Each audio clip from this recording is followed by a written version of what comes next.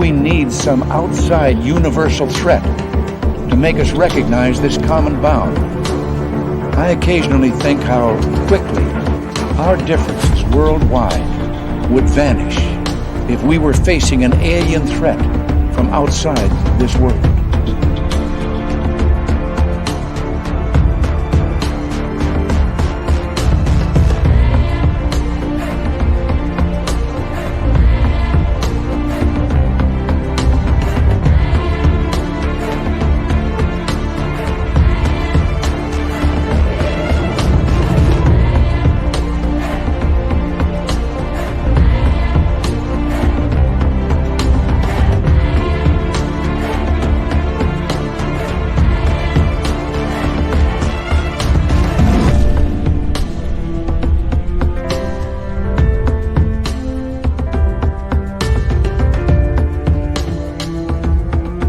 Friday night, Woo Train time. Who's coming aboard for Arkeith Andrews and the ET Connection? Good to have you all with us. My name is Dave Scott. Thank you so much for joining us as we kick off the weekend and a big weekend here on Spaced Out Radio. Jessica Jones, a cryptid huntress, starting off her new show, Off the Trails, right before After Hours. Make sure you come in and give her support Saturday and Sunday, starting at 7 p.m. Pacific, 8 p.m. Mountain, 9 p.m. Central, 10 p.m. Eastern, and then it's After Hours as per usual. Before we bring in Keith Andrews and special guest Nicole Sakach, let us get to roll call. Race fan in the gold medal position, we have Nightmare in the silver, and coming in on the bronze medal tonight, Mark Longoria. Obi Flett, how you doing, buddy? Trucker Andrew, good to see you. Joe Stewart, welcome to SOR Chat. Thank you for joining us. And there's Robert Garcia. Black Dragon, the Night Gazer is back. It's been a while. Good to have you here. And, of course, Black Dragon, one of our favorite veterans who listens to this show. He's a great former Marine and still a great man. We love our veterans around here. Yes, we do. Let's move on here. Wes H., good to see you. John Swan, Robert Garcia. Devin from Poetically Mistaken. Devin will be signing autographs after the show. Line up to the left of the studio, if you don't mind. To the left of the studio. The lovely Rhonda Monpetit is here. Rhonda, for the first time, will be signing autographs after the show as well. Line up to the right of the studio. To the right of the studio. All right, Bigfoot, Michigan Rob, good to see you. Thank you for joining us as we continue on with Roll Call. North Alabama Cryptid, welcome back to the show. Let's see who else is here. Von Patrick, yep, he's back. Good Edmonton kid. Nikki from Seattle, we love you. Lawrence Burchett, welcome back to the show. 405er, the gorgeous Teresa, the stunning Fidgety Aura. Thank you for all coming on in. Mennonite Abe is back. Mennonite Abe is here. He's a good dude. Yes, he is. And who else do we have hiding in here? Holy cow. There he is, everyone. The Doug Shelby has arrived. Yes, the show can officially start now that the Doug Shelby is here. John Hudson, your fedora looks a little awesome tonight. Millennium, good to see you. And Carfunibre, Vintage Beard, how you doing? And Brown Dwarf, nice to see you. Stunning Cindy, the lovely Laura Sosa. And who else do we have here? Desert Rat. Wow, it's been a while for you too. Good to have you back. Jurassic Joey, Marty Burbeck, Snacks, nice to see you all. And who else is here? Snakes on a UFO. Holy cow. This is like retro night here. Good to see you, Snakes. Been a while. Hope you're doing well. Lovely Laura, Phil Minervino. How you doing, TMI? Good to see you. And who else is joining us? The lovely Candy Romero. They call her Fernando's wife. Yes, they do. Fernando's a good guy, too, by the way. Neil Bauman, nice to have you back. Human Carl's here. Human Carl. We love Human Carl, another great veteran who listens to this show. We love you, Human Carl. You're a hero, man. Yes, you are. You are a hero. All right, moving on here. And who else do we got? John Hinoyosa, welcome back. And the stunning Stephanie Jackson. Gorgeous Larry Schulte is here. And who else? the lovely Sonia's News. How are you, my friend? And that's it. We're caught up. Super Chat is open. Great way to support what we do on this show on a nightly basis. So thank you so much. Simon from Australia. Good to see you, man. We are 30 seconds away. Do some shopping at the Spaced Out Radio store on our website. It's a great way to support what we do on this show as well. And hey, there's Bill WD-40 over in Spreaker Land. How you doing, Bill WD-40? We got like 10 seconds. Then we're going to rock it. Yeah, what the hell? Let's do it. Let's get our horns up, shall we? Let's rock.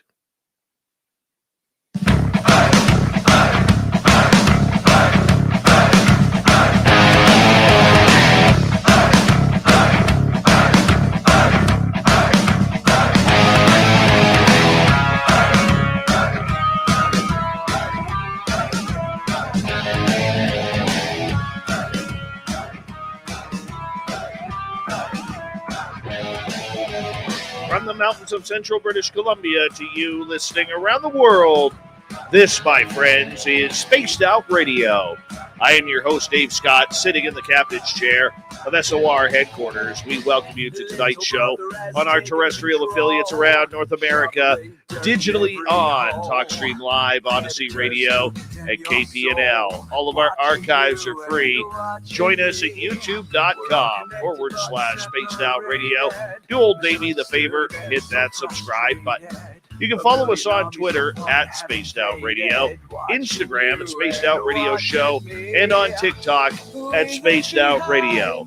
Our website, spacedoutradio.com. We have a plethora of features for you. Rock out to Bumblefoot, read Shirky Poo's Newswire. Check out our swag as well. Tonight's show is brought to you by Chive Charities. Help make the world 10% happier by visiting Chive Charities today. You can find them on our website. We got a great show for you tonight. Keith Andrews and special guest Nicole Sakach are here for the ET Connection. Yes, it is time to board the Woo Train. The Woo Train. Yes, it is.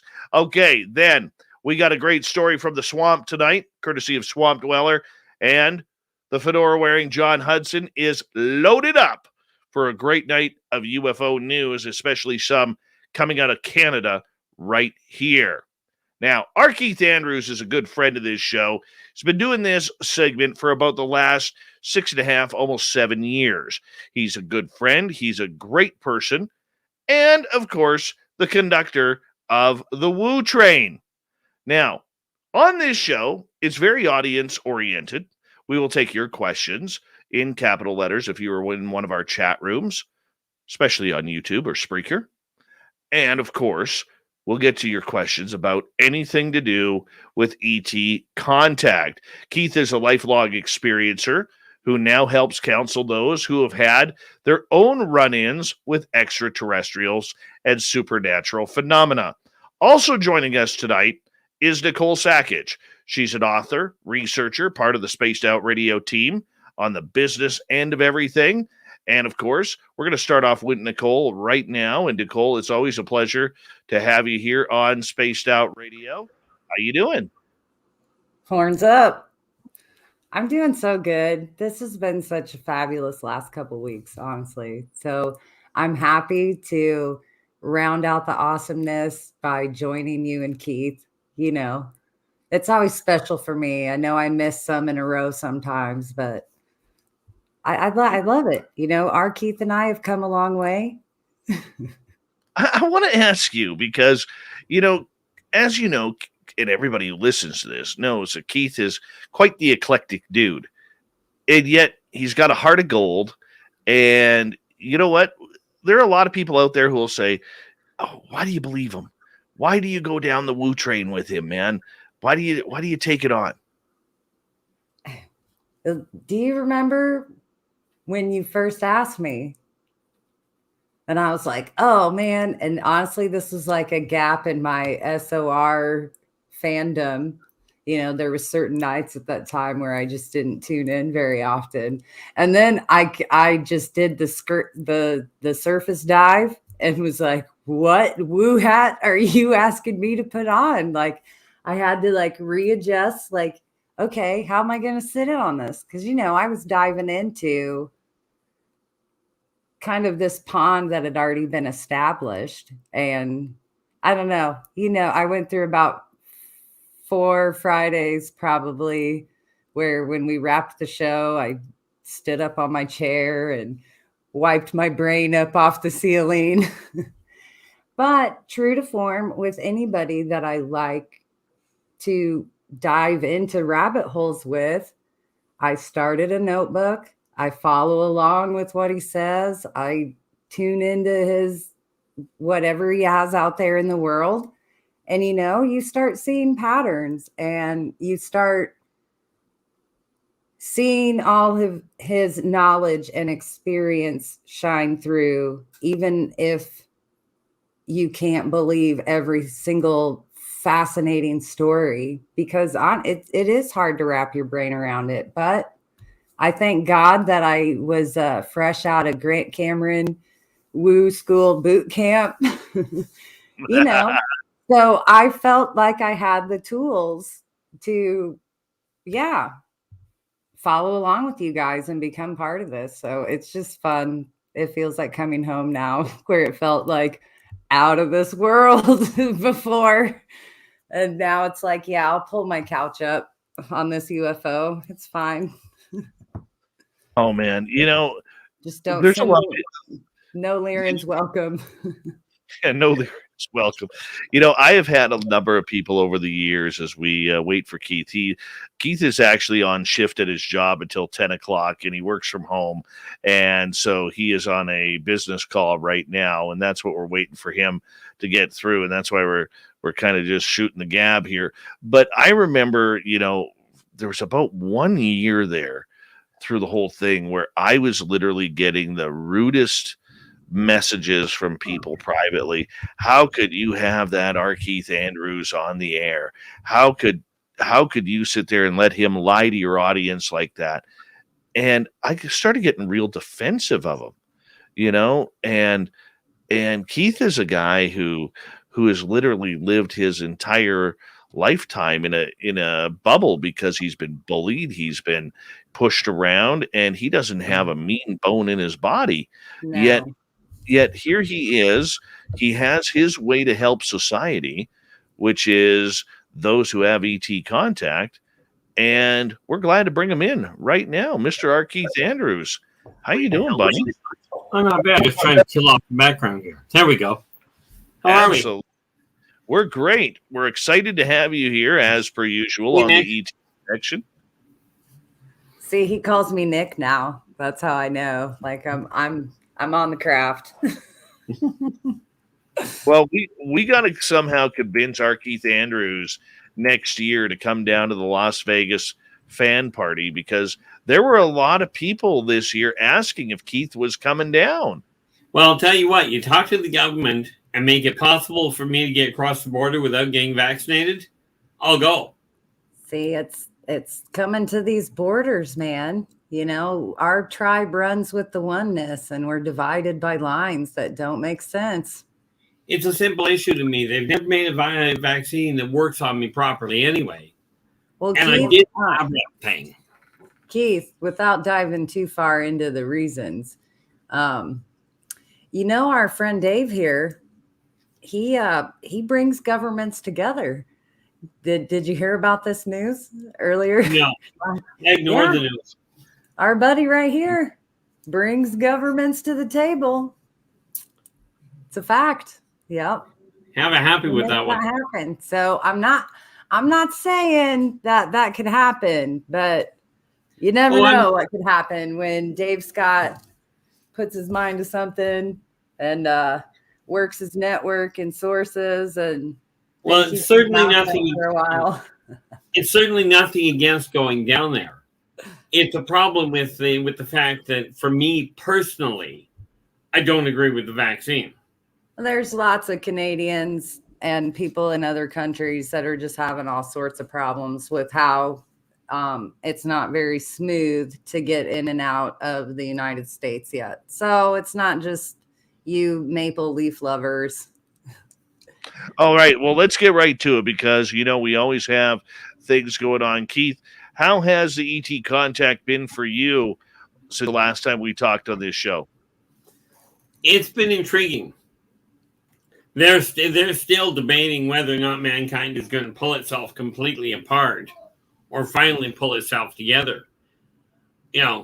But the reason there's so much activity right now is because of the xeno-socioeconomic impact of this whole fiasco going on right now. And I don't just mean the COVID thing. That's old news.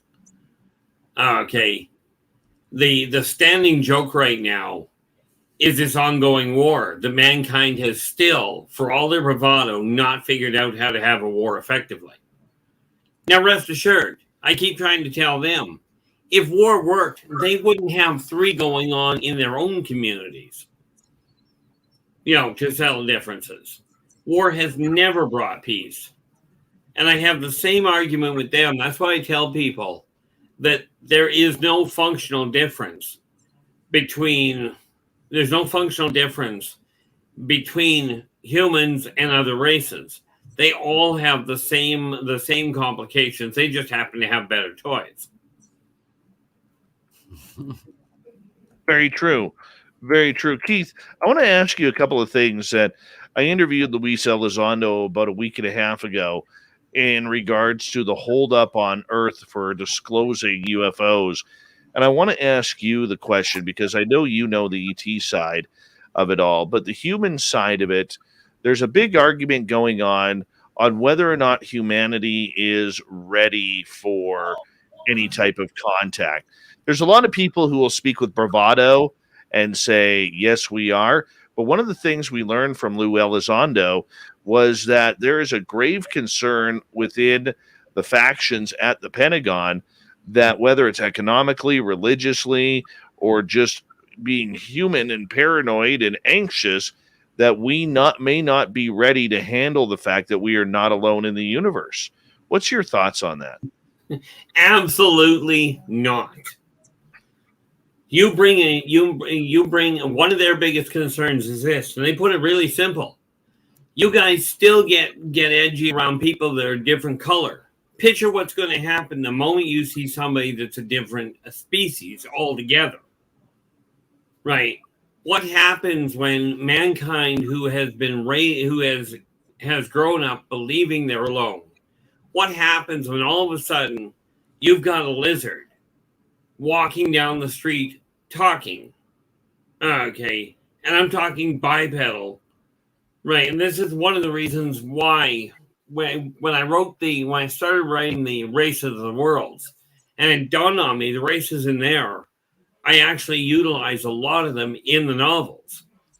But their biggest complaint or biggest concern is mankind has evolved to believe that number one, they're alone. That number two, that change is difficult. Change is absolutely riddled with fear, with panic, and it hurts like the Dickens. And the thing is, it really isn't that hard. But mankind will go into panic. And if you think about it, not only will the economic system collapse, but because of the religious factions that, oddly enough, much as they're all teaching the same thing, will come right apart at the seams is the biggest concern they have. What happens if all of a sudden the Nordics that were walking around here, 7,000 years ago, as gods, what happens if they show up again? And all of a sudden you have, like, the Norse gods, the Norse... Hi. Did they ever really leave, though? I'm talking to some people about this Norse god-like connection of beings that seem like they are still in contact. Possibly represented, but they are still in contact. What they did was they pulled back and right. pulled their, if you will, their public view screen out of the equation. You're meaning if let me get my hierarchy correct. If Odin decides to open up the Rainbow Bridge and let all the other kingdoms have access to like Earth. That's the funny thing. It's not Odin's call. Right, but that's the term that everybody would pop culturally recognize. They would recognize him if all of a sudden Thor were to show up here, as Thor was. Okay, people would recognize him. And then all of a sudden, your entire religious backbone of the world starts to buckle. Now, picture where that's going to go. Well, just even if the Big 12 don't show up, just their means of how they got here is mind-blowing enough. Well, that's the funny part about it. I was actually talking to them about that a long time ago. Right, to a bunch of the ones that were here earlier. I've been around for a while. But no, the biggest concern that the off-worlders have is that mankind's entire culture is based on fear. And it's amazing. You know, they come down in the atmosphere periodically. And a lot of the major superpowers open fire and then go, "Are you friendly?" And they're like, how does that work for a greeting? You know. Well, I get that, and I understand where you're going with that, Keith. But, you know, humanity, or off-worlders aside, humanity has so many different things going on right now that they're not paying attention to. I'm very curious your thoughts on whether or not the average person who is more interested in staring down at their phone or their $800,000 mortgage and their, $60,000 Tesla are ready for anything to do with aliens. Honestly, in my opinion, from the people I've talked to, no, they're really not. And when I talk about the people I've talked to, I don't just mean the humans I've talked to. I mean the off-worlders. Many of the off-world, many of the people that actually get abducted, that actually get taken as contactees, are brought in. They're brought in, and they still won't pay attention to simple, what they call common sense guidelines. Mankind's curiosity is phenomenal, but you kind of got to give Hollywood credit. Because many of the time, much of what you'll see happen, especially in the bigger cities, is if you put aliens on the street, they will think Hollywood pulled off a staggering jump. Right, as far as costume, as far as special effects go. Most of them won't, in all fairness, likely believe it. What races could survive on Earth in that initial contact? Well, the Mobians clearly could. The Nordics, if they learned to check their ego, would do all right. Arcturons could blend in if they keep their technology in check. Right. There's a number, so to speak, one faction of them, also known as Radio Command, which is a group. It's the communication center of the consortium. Some of those people could. When you start including the ancient races, the alpha, well, more to the point, half elves could. Your hybrid Pleiadians could survive without a problem. Pleiadians, it won't matter; they won't survive anyway. Ones that would, no, they can't breathe Earth's atmosphere, or more to the point, they can't make contact with Earth's atmosphere. Okay, the Anunnaki wouldn't have a prayer of functioning well in here. Because Earth is built, all the mainstream society is built for people that are 6 feet tall, not 25. There you go. We're going to get to the first question of the night. This one comes from Devin. Devin is asking, as we got about 4 minutes, Keith, can we have a potluck with some off-worlders without food poisoning each other? If you pick the right off-worlders, and actually could be done, all you got to do is make sure that everybody knows what foods are actually edible, as it were. I keep hearing that vegetarian, like vegan, vegetable, like those are probably the safest for intergalactic food exchanges. I know these chef things come to me. People tell me that stuff all the time. It's like, yeah, food is nice, but it's got to be like the the vegetarian stuff. Sorry. I am sorry. If there's an alien out there that is snacking on kale chips and quinoa, I'm out. Right I'm out. now, I mean, Well, there are just some out kind of there. a safe thing that they can, Not function even- on, not really like pleasure food. From everything I found, Nick, from everything that I found out from these people, your information could be further off the mark, but I don't know how. Well, I know there's the big group as well, which I don't like doing the Star Trek comparisons a lot, but I would compare them to like Klingons. That would be all meat all the time, Nothing doesn't really even matter where that meat comes from or what type of entity. That's what half your reptilians are like. Is you tell them you have to have only grass, they're going to look at you and go, no problem. We're going to get it. We're going to eat just grass. We'll let the herbivores eat the grass, then we'll eat the herbivores. Grass flavored herbivore is still grass, right? On some level. All right, let's get to John's questions. We got 2 minutes left. Why would the aliens want to come here, Keith? Because this is the greatest library of information in the sector. The triple helix used to build this entire system holds more data than anywhere else in the system. This is basically what you would call the Library of Alexandria from the ancient times. Only we're talking on a galactic level. That So ultimately is what it boils down to. Okay.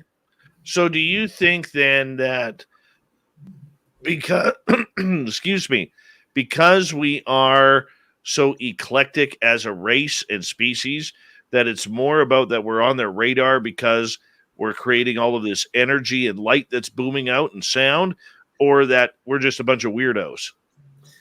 No, it has to do actually with two factors.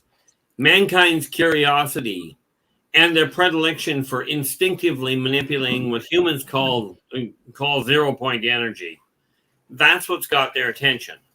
Because right now, mankind is at that turning point where they are going to either unify and get off the planet in one piece, or they're going to detonate and end up, 10,000 years in the past in the way of ability.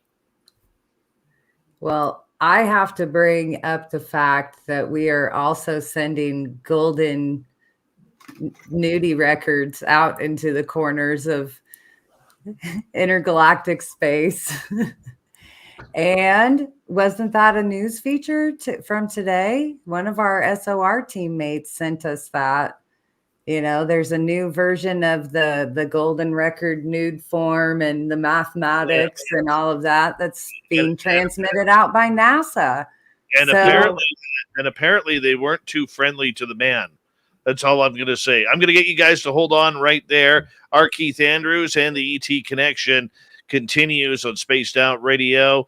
When we return, more of your questions and more of Keith's awesome answers to what's going on with all them aliens hanging around planet Earth. We're also joined by author, researcher, Nicole Sakach. The ET Connection returns on Spaced Out Radio right after this.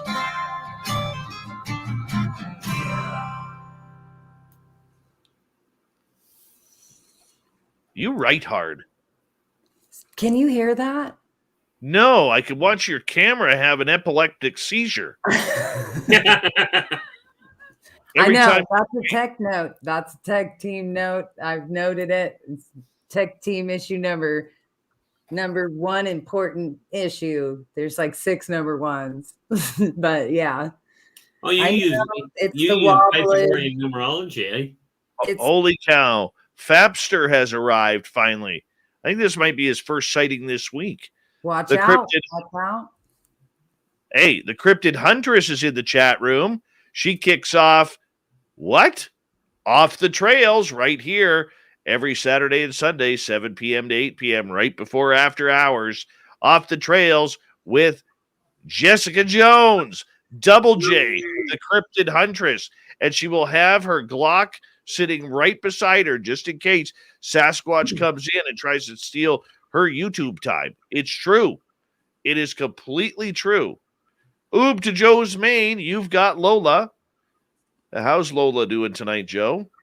And who else is in our chat room here?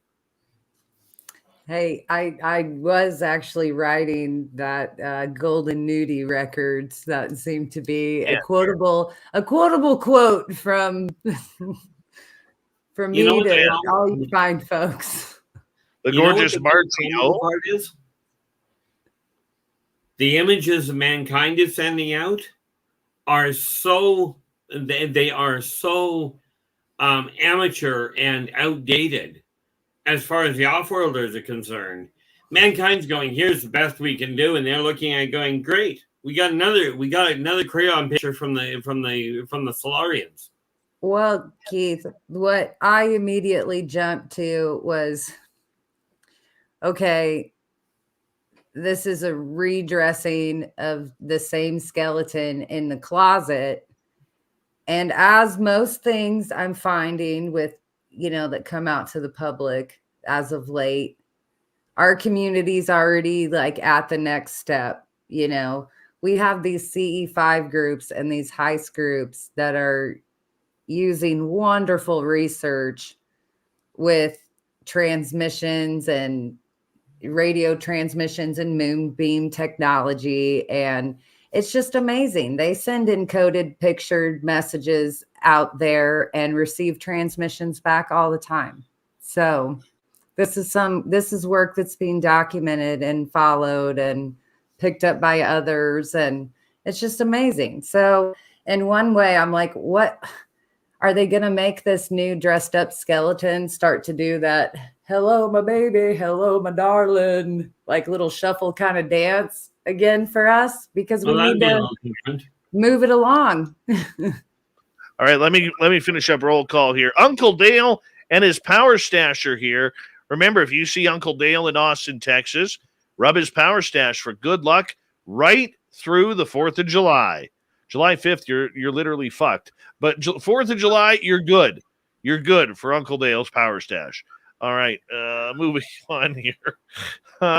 Who else is here? Let's catch up.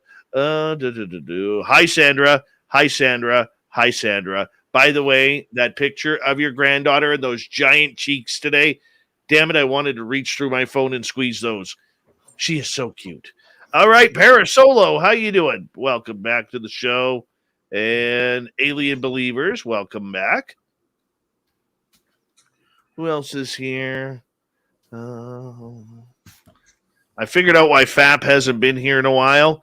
That's because somebody kept the door very, very thin, and he couldn't get the head through the doorway. So we finally had to pry it open a little bit wider for FAP to be able to make his way through. All right. I'm a few questions behind here. Big thank you to Mr. Catfish and Vaughn for kicking off this super chat tonight. Remember, folks, super chat is a wonderful way to support what we do on this show on a nightly basis, and it keeps Nicole Sakach wearing Hawaiian shirts and a We Own the Night hat. That's right. Actually, this is my psilocybin experiment inspired shirt. It's plant medicine. How about that? It's plant medicine inspired. Plant medicine. I'm sure they have that in Hawaii as well. Your love why they is have the awesome shirt. plant I medicine. think they call that weed. Plant medicine is what Possibly. I need. Whoa, whoa, whoa. I think All right. there's every form represented on this shirt. Honestly, it's Yeah. all inclusive in that All right, department. 10 seconds. 10 seconds, everyone. Don't forget to do your shopping at spacedoutradio.com. Here we go.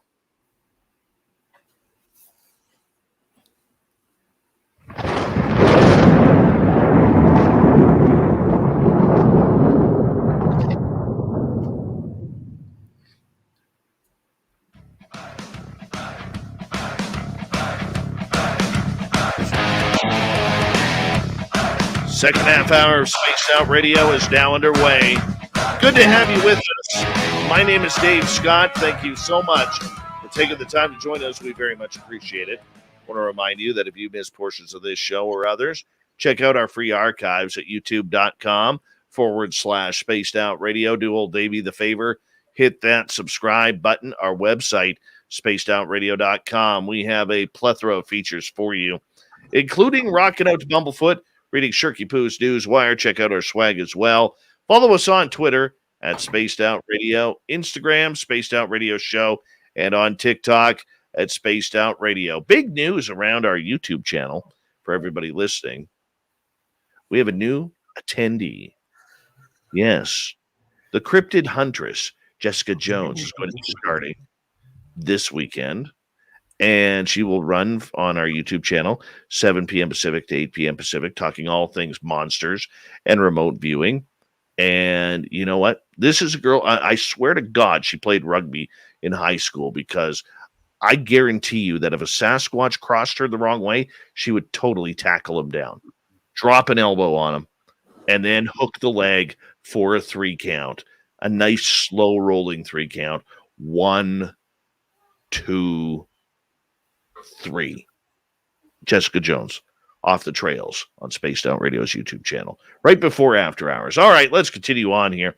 Arkeith Andrews and the ET Connection are here tonight, along with special guest Nicole Sakach, researcher, author, and wearer of the We Own the Night hat.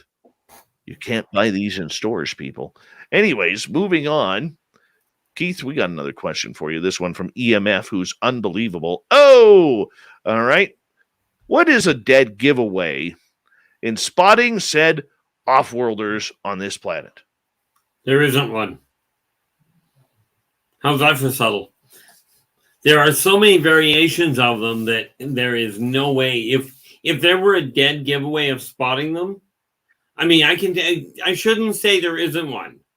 The biomagnetic field is a dead giveaway whether they're human or not. The problem is most people can't spot it. But they vibrate at a different rate. And quite frankly, and this is going to sound really bad, but they smell funny. These are all things that you can use to spot them. But it's not... What if you got a hockey nose? Because I don't smell anything, man. I don't know. No. I do. I got the super sniffer. So when you say you can smell something that you can't necessarily see, I'm all on it. There are times when having, as you put it, a hockey nose comes in real handy. Some of these guys you do not want to be around. But no, there is no just absolute guarantee this is how to spot them. So, do aliens hide in junior high school and middle school boys' locker rooms? If they're stinky. What they do in the staff room. Well, that's like, I mean, you know how awful middle school smell. Like, it's just that smell. So could aliens, blend in that school environment? That depends on the alien. Give it up. I mean, we're talking about about something that is so varied, right? That there is no absolute way of doing it. I mean, quite frankly, some of these races are so small, you'd never see them sitting on your table. Do they ever do like an intergalactic, like student exchange? Like we think about? Are here all the time. Right? Do they go like, are they like, I'm going to pretend I'm a teenage human and go through the school experience, or what are they doing while they're pretending? Sometimes, yes, they'll come down. The thing they don't do is they don't get into major positions of power. Right. Okay, if they try and get into a major position of power, the consortium has a very simple solution. They yank them out without warning and usually leave a spare body behind just to say, they leave a simulacrum behind to say the guy died. Right. I've heard that scenario. I can't say as like full-blown testimony, but in like somebody told me secondhand information type scenarios where it does come to that. It's like whoever is above the visitor is like, okay, your ego just got in the way. You're out. Well, that's why the Norse gods and the Greek gods got pulled out of here. Mm-hmm. Because they got here before the consortium did, and mankind stood there and looked at them and go, "Oh, you're gods, let's worship you." And they went, "Okay, free stuff, what the heck?"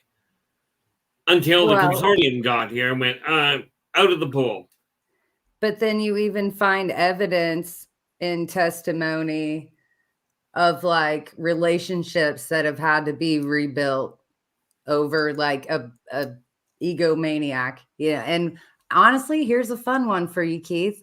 You talked about this group that rips people's arms off. Well, that's not intentional. It's just they don't understand. Right. Well, then I came across some cases where there were scuttles or confrontations, and that happened in this scenario. And yeah, since there's been, and obviously those people that did that are no longer present here, but there has been this rebuilding of this supposed relationship that has been going on since. It's like, absolutely. There have been so many contracts that have been broken that the trust has had to be rebuilt, that it's just absolutely insane. I will point out that the minor acts of violence aren't reflective of like what's going on in the whole, is what I get, is what I understand. Like you talk about like war isn't the solution. It never leads to peace. It's like there are these pockets of dissent that happen sometimes with trying to negotiate this galactic situation. Absolutely. So, and they don't. The fact of the matter is, they don't. The consortium does not look at the conflicts and go, "There's a representation of the human race." But because the human race, like so many other races, has been raised to believe that the governments are the ones you follow. Okay, because of that minority leadership problem, that's where the holdup comes in. They're not looking down on the entire race, aside from the fact they're in orbit. I've never been able to find out what has precursed the scenario to the arms coming off in that situation either. It's like, I don't know if there were weapons drawn on them. There's always more to that story, but I've seen it happen where it was purely an accident. Mm-hmm. I've seen it literally happen where all he did was try to shake hands.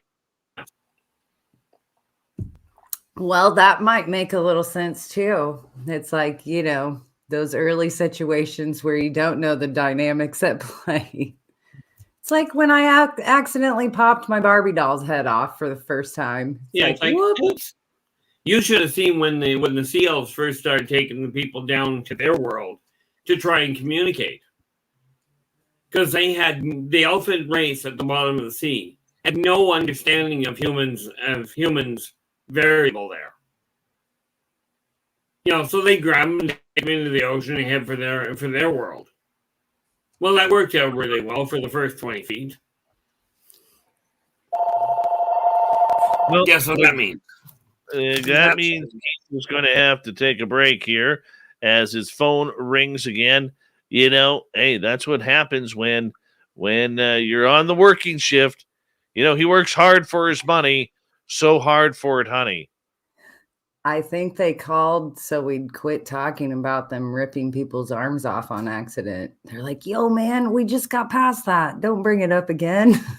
Right? You never know. He doesn't just counsel humans. Oh, I know. I totally know. I get that. It's one thing though, Nicole, to sit here and have these conversations about ETs, and we want to have fun with them. We want to be able to bring them on back. And I think Keith is ready to come back. That was a quick call there, Keith. Oh, they were just checking numbers. There you go. So, Keith, let's get to Vaughn's question here. What aliens consume humans, or is this even an issue to fear? Ultimately, it's not really one to fear, but most of the reptilians will consume human if it's on the table. But it's not something you have to worry about because it's actually forbidden. The only time it gets that they end up doing that is if the guy up and dies. Most of the time, they just vanish. But there's a lot of different races that will quite happily. The Spear Knocked In are another race that will eat human without even thinking about it. Okay, but again, the consortium has very definitive laws against doing that. And it's really neat because, what they do is if one of the off-worlders does deliberately consume a human against protocol, they get terminated. Are there humans that work alongside reptilians? Absolutely. On Earth. What's that capacity of the humans? I mean, what's that working relationship like? Depends on the actual facility, but usually it's on a pretty equal level, with the strengths and weaknesses of both being taken into consideration. In other words, there's still tension in a lot of cases, regardless of the amount of training that goes on. But usually they try and work it as an equal setup, where safety becomes the first thing. Like where some of the reptilian races, Sarzazians specifically, I can tell you, if they take a human up to work with them on their ship, there are places that a human is not allowed to go only because of one little detail. They'll end up dead. Right. You don't go inside one of their reactors and expect to live through it. So I guess it would be quite a shock to find out 1,000 years from now that humans collaborated with a species that may or may not eat humans. Absolutely. As long as they follow protocol. I mean, I look at this as like the rise of the chickens, and then it's like, I like attacking you ate us for 1,000 years or forever. So, see, I personally enjoyed attacking. I see that as a problem. Like, you would think that would be in the baseline negotiations of we are now working together. You cannot eat us. Well, let me ask you this. And humans are just an example of it. Right. How many times are laws passed that humans are told you cannot do that? And some individual totally disregards and goes and does it anyway. Exactly. I mean, we still have cannibals that show up in our timeline of civilized area. I mean, yeah. Let's get to another question here. Chris Moe in Austria would like to know, did the consortium make a copy of this world somewhere? Safety first. In a manner of speaking, not the way she's referring to from at least I think it's a she. It may not be. I don't know.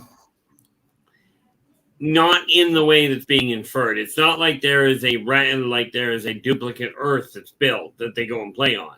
They do, however, build what you might consider movie sets to practice interacting with fragile humans. it is amazing how much training some of these races get when dealing with humans. You know, because the fact of the matter is the human body is a very delicate body. You know, it's very easy to break. Simple to repair, but it's very easy to break.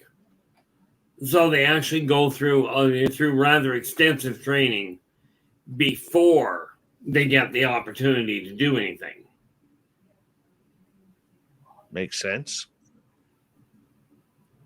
Makes big time sense. Okay, let's get to another question here. This one from Uncle Dale and his power stash. You never know who's asking the question. Is Elon Musk an alien? Well, that one I'm not even going. I'm just going to tell you flat out, I will never answer a question like that. And it's got nothing to do with him being Elon Musk. I don't see him any better than I see anybody else. I just refuse to identify who I can see as aliens, as hybrids. That's for them to come out and deal with. But I can tell you this, because he's in such a positive power, I wouldn't bet my life savings on it simply because of the fact that it's actually forbidden from their end to move into a position of power. Like I was saying earlier, if somebody tries to get into that kind of a position, they will be found, well, they may not be found dead. They'll simply vanish off the map. No, Elon, as far as I've understood, is simply somebody with one heck of a brain. And I don't know about the wisdom thing, but definitely one heck of a brain. Can I throw in on that? Yeah, go ahead. I'll say that it doesn't really matter who you are or what position you hold. This phenomenon can be tricky sometimes, and people might not even realize that they're inspired by it or things like that. You know, a lot of us overlook those things, but Elon Musk does amazing things with that amazing mind that he has, whether you agree with all of it or not. So that's something exciting. You know, I think he's definitely tuned in and sees the world in a different way. So that is something special, although sometimes scary. That I would absolutely agree with there, Nick.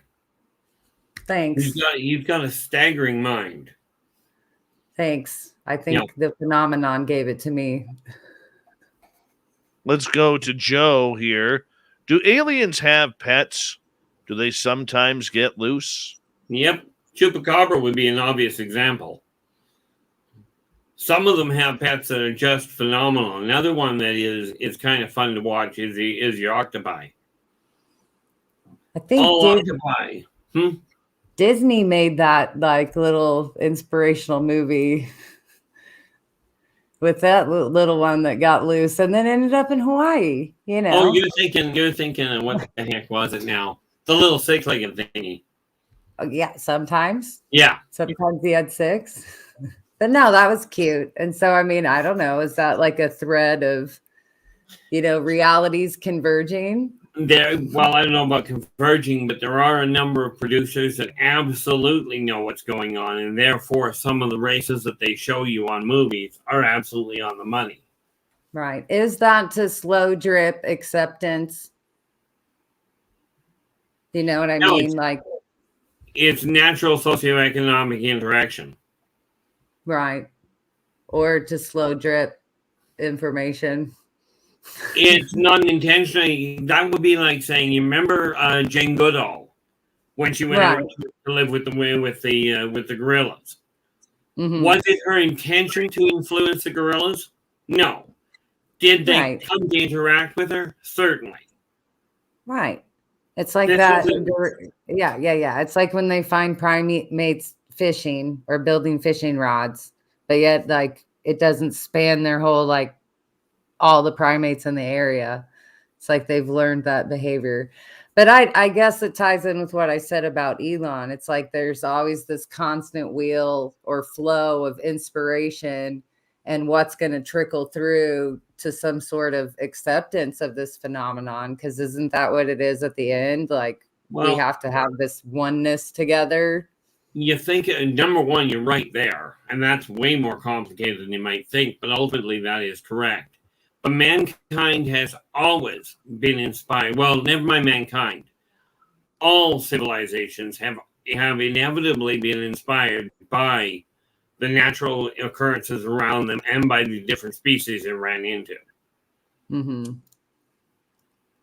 That's awesome. We got 4 minutes to go here before we have to go to break here at the top of the hour. R Keith Andrews and the ET Connection with special guest Nicole Sakach as well. Let's get to Uncle Dale and his power stash here. Are any human body parts considered delicacies by other races? Absolutely.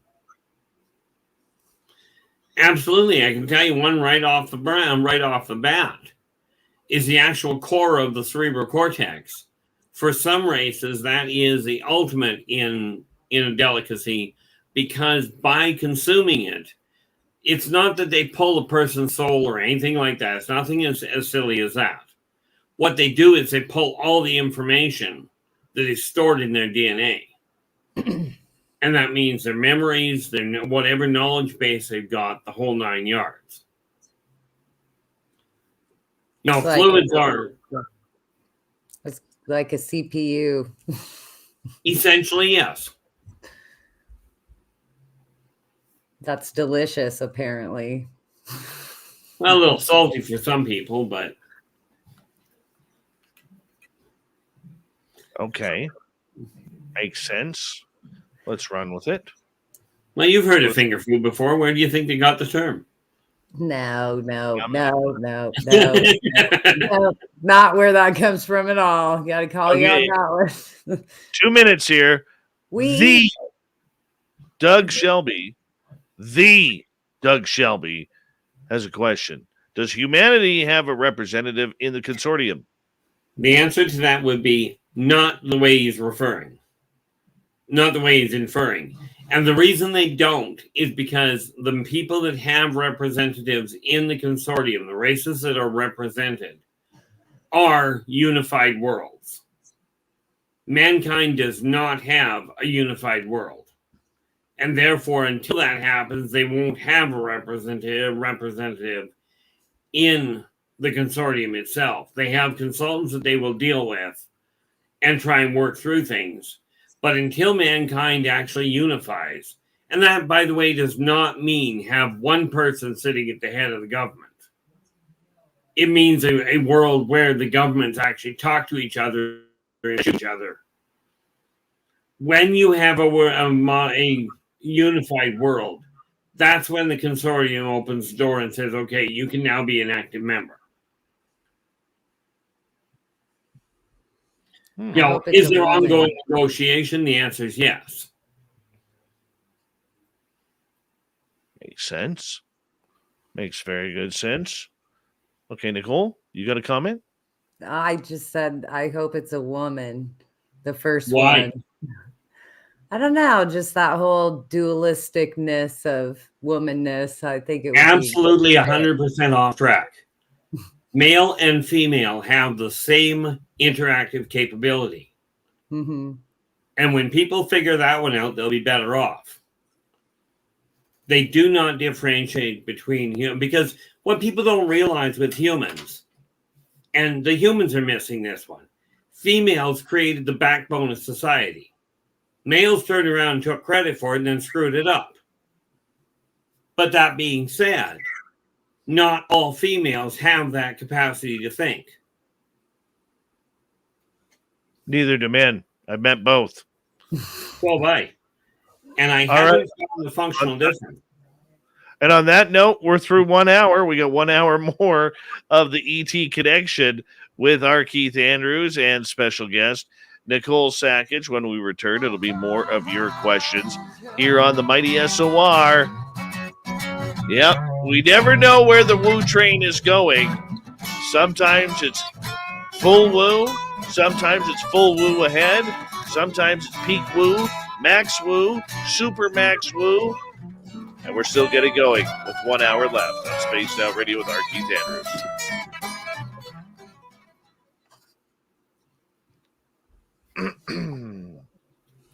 Boo. All right. Ultra woo.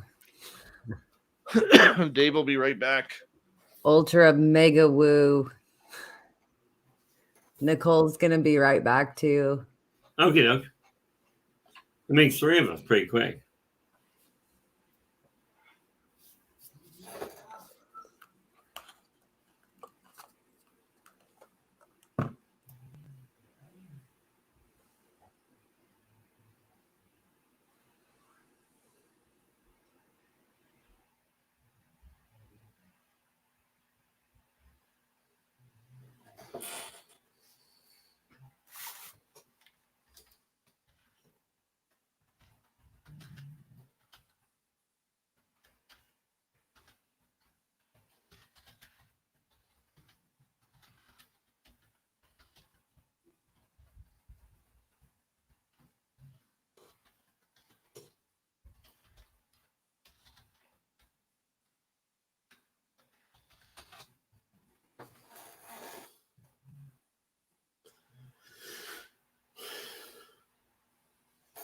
Well, it got quiet around here real quick.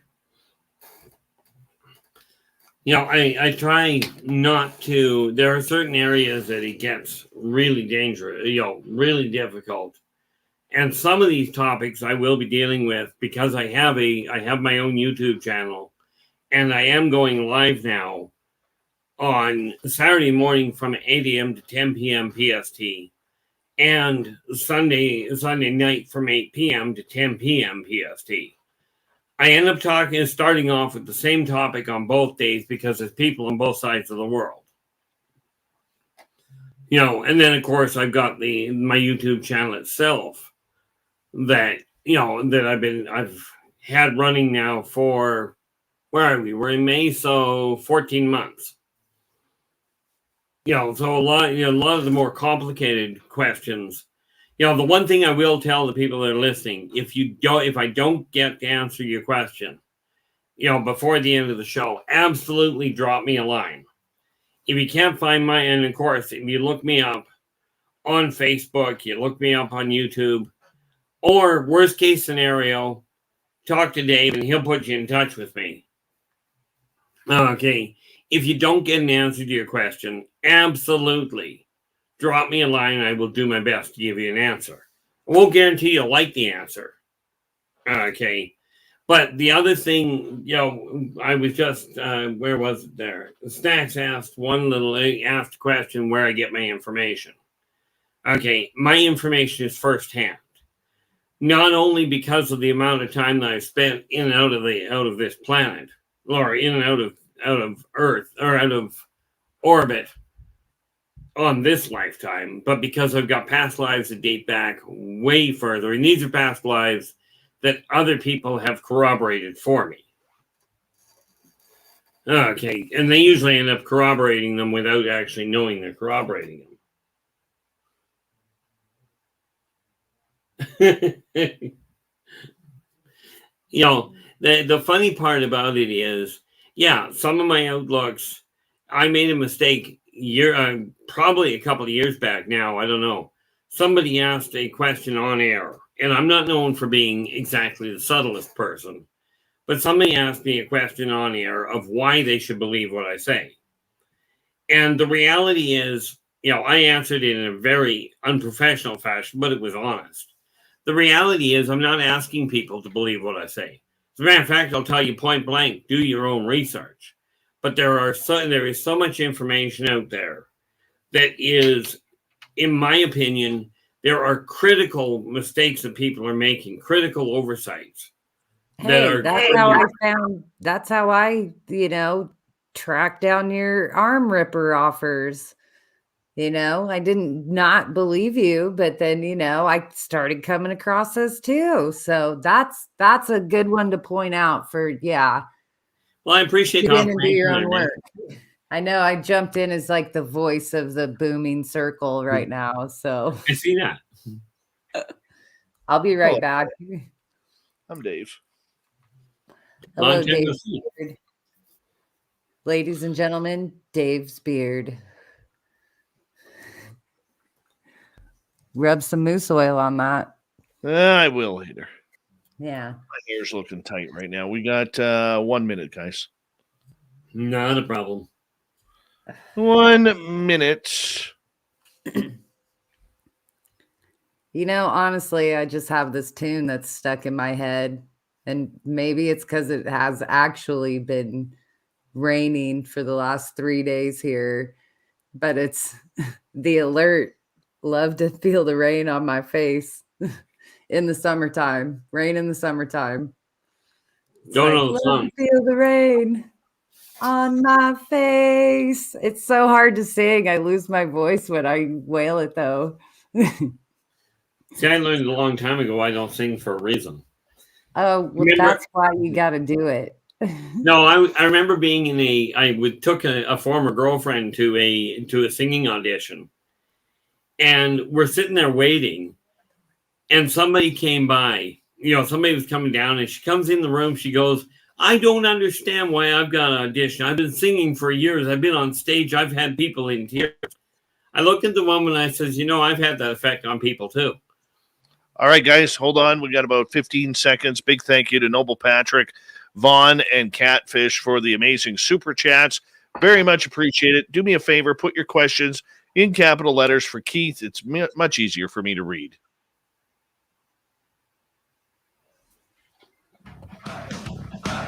You're listening to Spaced Out Radio with Dave Scott. Follow Dave on Twitter at Spaced Out Radio and on Facebook, Spaced Out Radio Show. Here we go with hour number 2 of Spaced Out Radio tonight. Good to have you with us. My name is Dave Scott. Thank you so much for taking the time to join us. We very much appreciate earning your listening ears wherever you are on this beautiful planet we call Earth. Hello to everyone listening in on our terrestrial affiliates around North America, digitally on TalkStream Live, Odyssey Radio, and KPNL. All of our archives are free. Join us at youtube.com/Spaced Out Radio. Do old Davey the favor, hit that subscribe button. The Desert Clam has set the password for tonight in the SOR Space Travelers Club. Valete. Valete is your password. Use it wisely, Space Travelers, as the Clam sets the password each and every night right here on Spaced Out Radio. Our website, spacedoutradio.com. We have a plethora of features for you. Rock out to Bumblefoot, read Shirky Poo's Newswire, check out our swag as well. Follow us on Twitter at Spaced Out Radio, Instagram at Spaced Out Radio Show, and on TikTok at Spaced Out Radio. We continue on tonight with R Keith Andrews and the ET Connection, where Keith comes in once a month to talk about all things aboard the Woo Train. Joining us as well, Nicole Sakach, researcher and author of Everything UFO. And Keith, we're going to start with a question from Obi here, and that is, does humanity have an arch nemesis besides ourselves? I love the way you put that. The fact beside ourselves, technically the answer is no, because they don't target just humans. But xenons they're definitively a problem. If they ever get here in force, mankind is in serious trouble. Now, apparently, there's a group of humans that are actually working, unbeknownst to the humans, they're working in tandem with them. The xenons are literally robotic. They pattern their bodies after other organic organisms. Right, and they literally build them to look like them. But rest assured, they've got way more. They're very easy to spot because they look robotic. They do not look like Data off of Star Trek. They don't even try to blend in. But the reason I say they would be called an arch enemy is because if you're organic, they're interested in wiping you out. Now, I'm personally thinking this is not good public relations. How do they interact with organics when they have to? Fatally. Do they have like sleeper cells of something, though, that, No, they'll just come in and wipe you out. They won't even bother trying to hide they're here. If they get here, nobody's going to be questioning, are we under attack? And unlike, if you take a look at Ghostbusters, right? Ghostbusters 2 with the ooze and the jumping toaster. Not even close to the way they operate. They will simply come in and they will bomb the place from orbit and then come down. Is this like, and let me think about this. Is this an evolution of some form of AI gone wild? Oh, no. I mean, humans would chalk it up to AI, but you got to understand that these things were simply another organic form that evolved and took on its own outlook. Okay.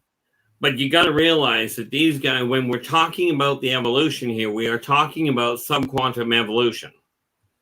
Whereas instead of taking on a flesh and blood component, they took on solid metal. And some of those metals are so dense, they're not even on the human periodic table. All right, let's move on to another question here. Marty would like to know, is there more than one hybrid program? What is the end purpose? Well, definitely more than one. Ultimately, the hybridization program was designed, the one that was perfected by the Zeta Reticulans, was designed to grow cultural interpreters. That was the whole backbone of it. Some of the hybrid programs from other races have been designed for the same purpose. Some have been used have been used on other planets or even on this one to simply understand the way that humans operate. But before anybody jumps into that idea too terribly far about alien sleeper cells, aliens aren't that sophisticated. Mankind does that quite nicely, all on its own. But the aliens, this is why I keep telling people, do not worry about an alien invasion. Because if an alien invasion is going to take place, it's going to be over before anybody even knows it's starting. What about hybrids and super soldiers? Or is that part of the human hybridization program, or like an ET-based one? That's the human-based one. The off-worlders have a very strict directive. Yes. Are there do off-worlders help humans with that initiation, or is that just with the super soldier program? No. They ended up accidentally working with it because there was a contract in existence decades back where the off-worlders were working with humans, and therefore there was an exchange of the DNA. But the agreement was no weapons tech, no combat orientation. They were strictly supposed to work with communication techniques and medical. Humans took that DNA and modified it to use in some people in their own super soldier programs. The moment that was done, the contract was severed. right? Okay, and that's where you were talking about things being rebuilt and trust having to be reestablished. Yeah, there's all these nuances that kind of go hand in hand. Thanks for I'm probing deep tonight, R Keith. Thanks, and thanks, Dave. You're letting me go there.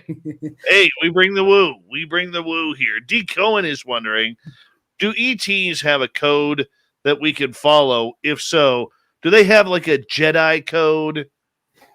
The Jedi code, ironically enough, is actually if you follow the actual code, it's actually a decent code. But most of when we're talking about the code they follow, quite frankly, they work primarily with only 3 laws. Okay. And those 3, if you take a look at all the laws mankind works with, they fit inside those 3. And we call them the karmic laws. Okay. And it applies to them as well. Be true to yourself first. Do unto others as you desire them to do unto you. Energy out, energy in. Take a look at every law, every guideline in everywhere on the planet. And from my experience thus far, I've never found a law that doesn't fit in those three. So they are governed by the same laws that mankind was given to follow.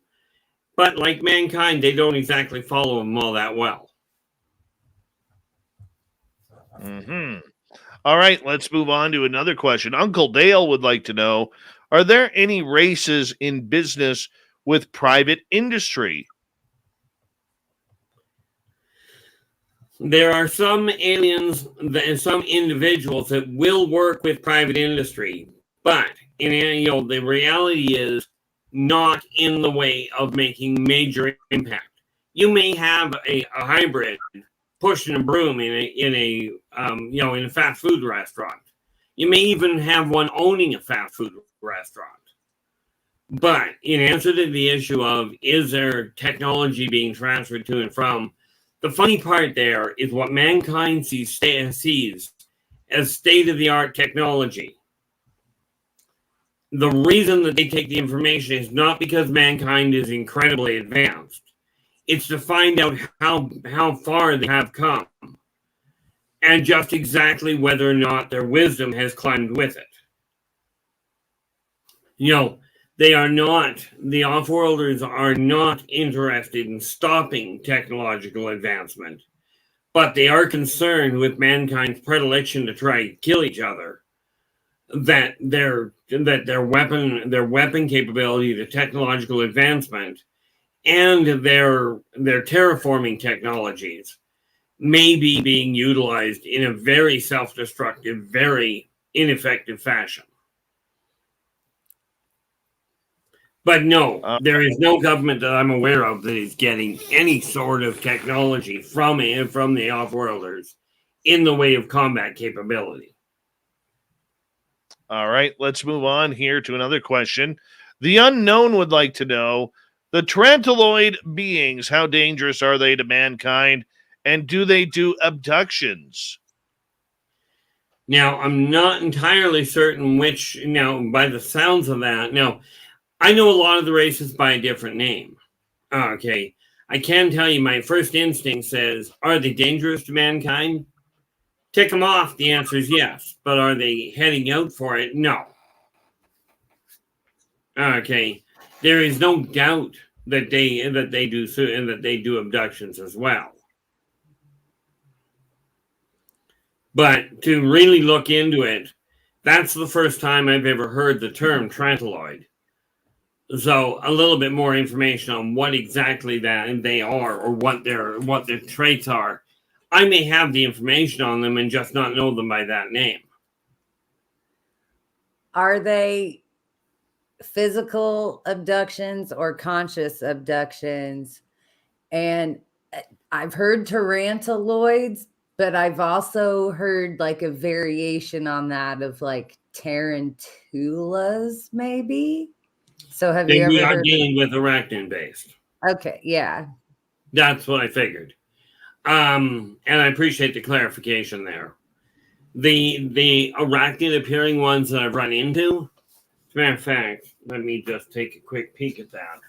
I'm honestly not sure if my clarification was a full clarification. I don't have my notes on that here in front of me, but yeah, I just got kicked back to where I've heard that before myself. And yeah, no, the race you're referring to, I came in contact with knowing them as the Taurians.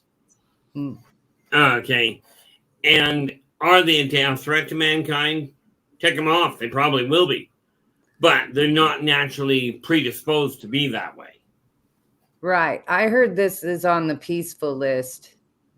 They're on like the peaceful encounters list. Yeah.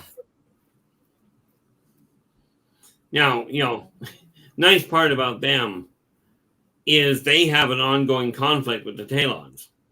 Talons are an ant-based people that also work with web. But are they, do they perform abductions and what have you? Number one, the answer is yes. Number two, there are very few races that actually pull an astral abduction.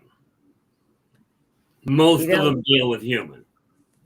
This is Like a night filled with synchronicities. I was just talking about these like 7-foot ant beings that visit, and you get waves of emotions from them, like pure family love and like these overwhelming happy things.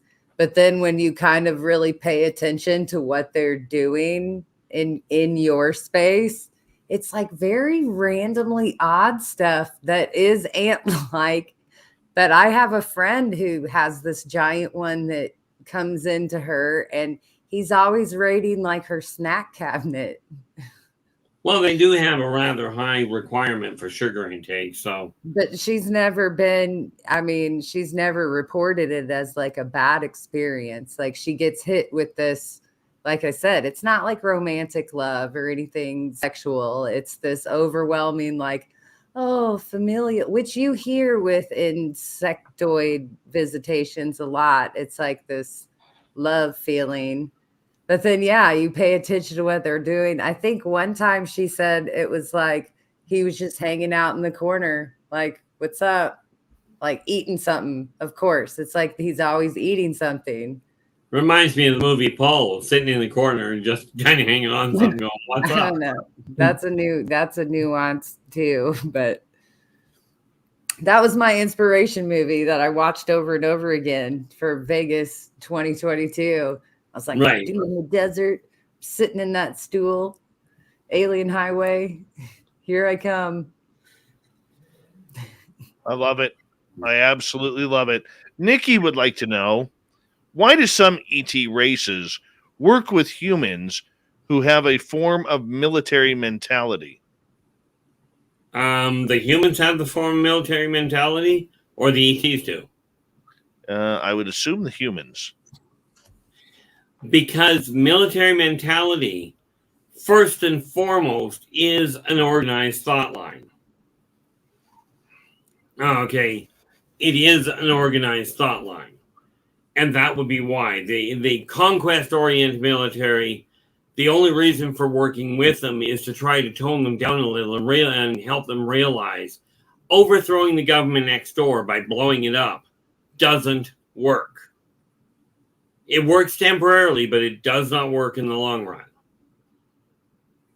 But the fact that many of the military, and I think it's the American military, that has a saying that goes, and I'm paraphrasing, but that goes, the difficult we're already doing, the impossible just takes us a little longer. And that's the reason they look at some of the military, because they got this idea of we can do it. I'll throw in, it's also supreme organization and its simplest terms, structure in the military is just infamous.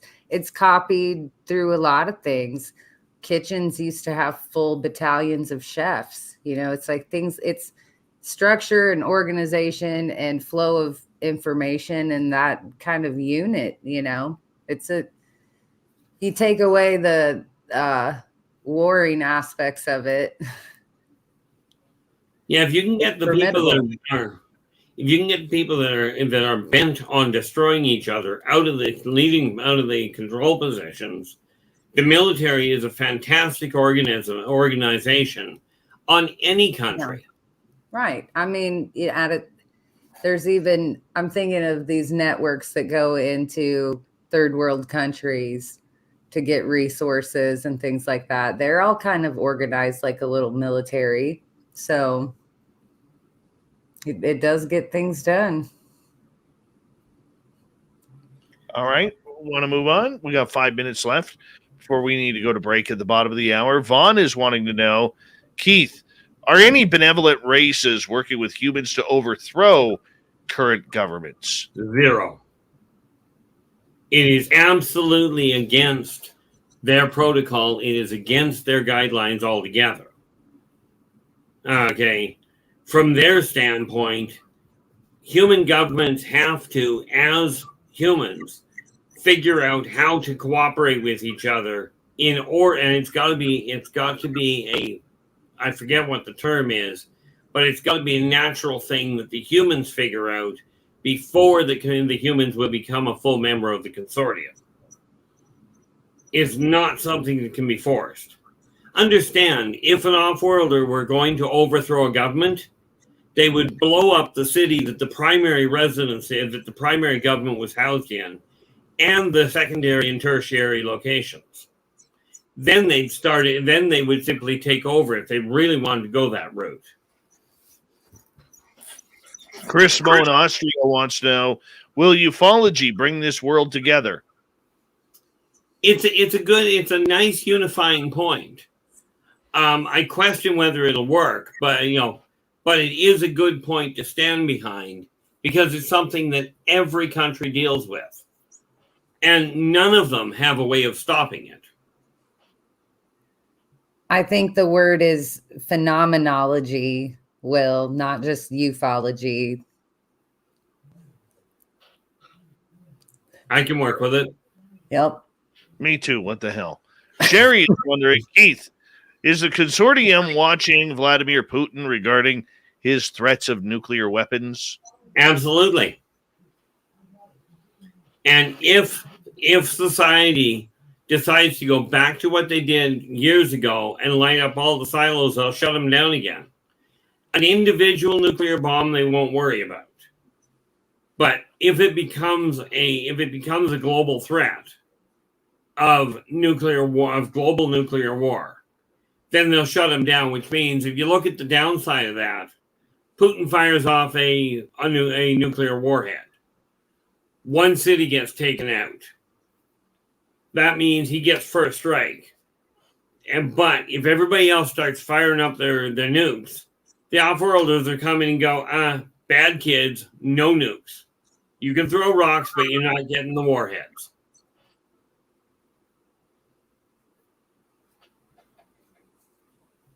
Plain and simple. Well, the thing is, the consortium is here to make sure to back up Itza, to back up the Caboran that we're living on, and protect her. Humans are not the issue. Humans are simply listed because they are the dominant surface-dwelling, technologically advanced race on Earth. They are supposed to be the caretakers. Gotcha. Okay, we got 90 seconds.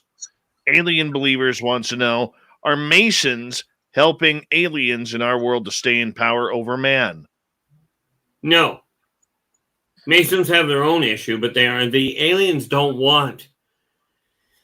Understand, the aliens are not interested in keeping the Masons or any other group, in power. So the aliens aren't doing that at all, are they? Are some of the Masons in contact with the aliens? Wouldn't be a surprise. All right, let's sneak another one in here from IHAS. We got 1 minute. Why are all the alleged alien races so close to beings from Earth regarding appearance? Isn't that quite strange? Actually, no. The thing is that the reason you usually see ones that are bipedal is because the human brain has trouble wrapping its mind around the idea of an alien interaction to start with.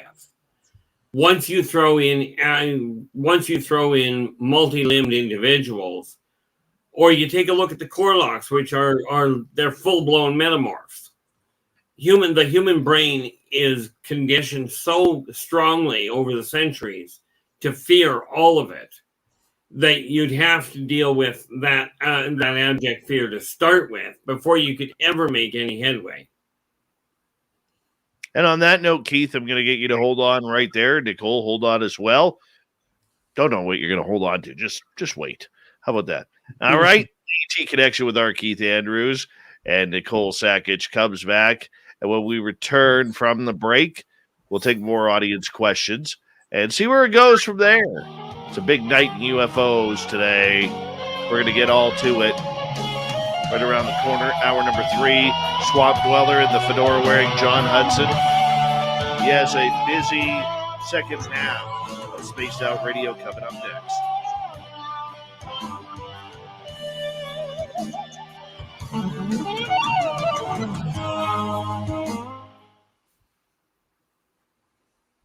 right, chat room. I am about 20 minutes behind you guys right now. About 20 minutes behind. So give me a little bit of a break. Hi, Jurassic Joey. Hi, Corruption Czars. Sovereign Farts. How you doing? Who else is here? I burp into my microphone. I think it's my fault, chat room. I keep breaking in with Keith asides. I apologize. Oh, you're allowed. Super Duke from World Bigfoot Radio.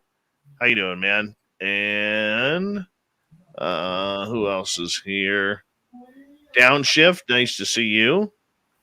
And G West, thank you so much for that awesome super chat. Very much appreciated. That's how far back. Okay, now I'm only 15 minutes back. Let's see, who else is here? Schlagaboga Yo Mama. Welcome to SOR chat. Let's see here. Who else is here?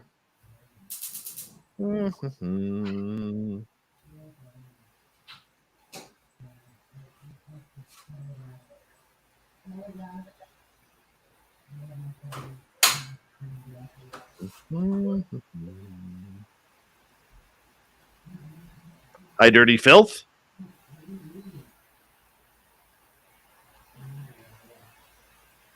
Dave remembers everybody.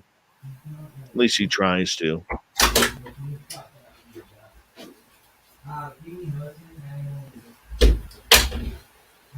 And Oh, Terry Brown, how are you? All right. Andy Jones, good to see you. Tewaz, what's happening?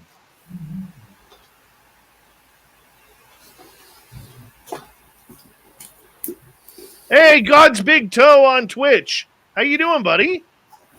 Welcome. Welcome to the show, man. The lovely Tracy. God's Big Toe is a... Am I allowed to say? Am I allowed to say? I guess so, because you're public. Professional poker player in Las Vegas. I want this guy to take me to the table and absolutely kick my ass. That way I could learn off of him. Absolutely. That would be awesome.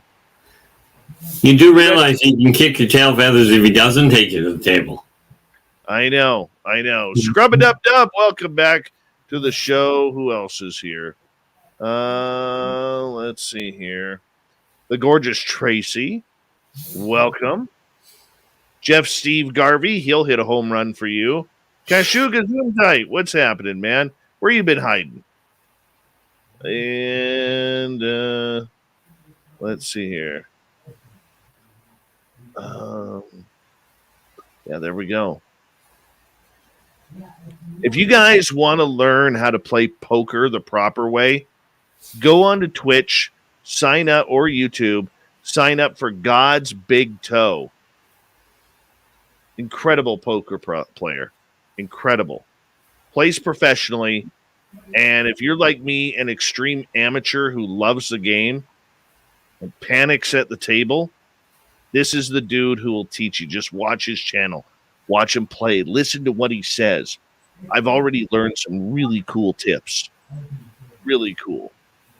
Mama Susan, I swear I did not miss you.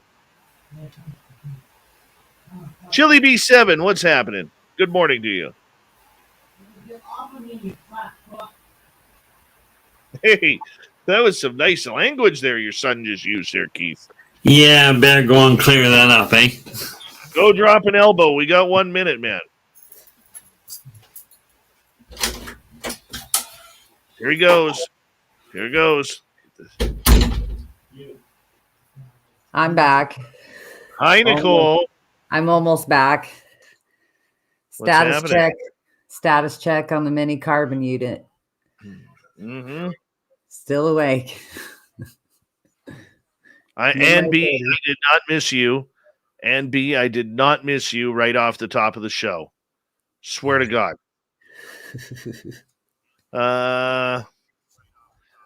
Is there any video from the conference you had in Vegas? Yes, on our YouTube channel. There's a 3.5 hours of it. 3.5 hours. 2 weeks ago today already, Nicole. Oh, no, it's awful. I want to post all my pictures because I miss it so bad. And I'm like, did I miss the thunder? No. A big thank you to G. West, D. Cohen, Noble Patrick, Vaughn, and Mr. Catfish for the amazing super chats. And here we go, everyone.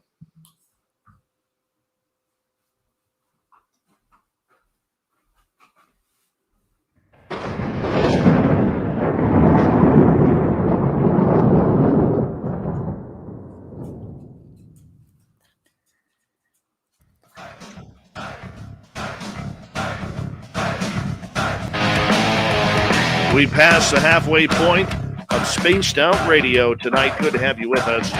My name is Dave Scott. Very much appreciate earning your listening ears. Want to remind you that if you missed portions of this show or others, check out our free archives at youtube.com/Spaced Out Radio.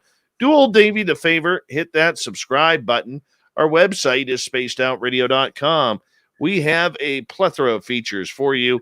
Rock out to Bumblefoot, read Shirky Poo's Newswire, check out our swag as well. Follow us on Twitter at Spaced Out Radio, Instagram at Spaced Out Radio Show, and on TikTok at Spaced Out Radio. We continue on tonight with R Keith Andrews and the ET Connection. Keith comes on in at least once a month to hang on out and talk all the woo we can handle. Yeah, all the woo we can handle.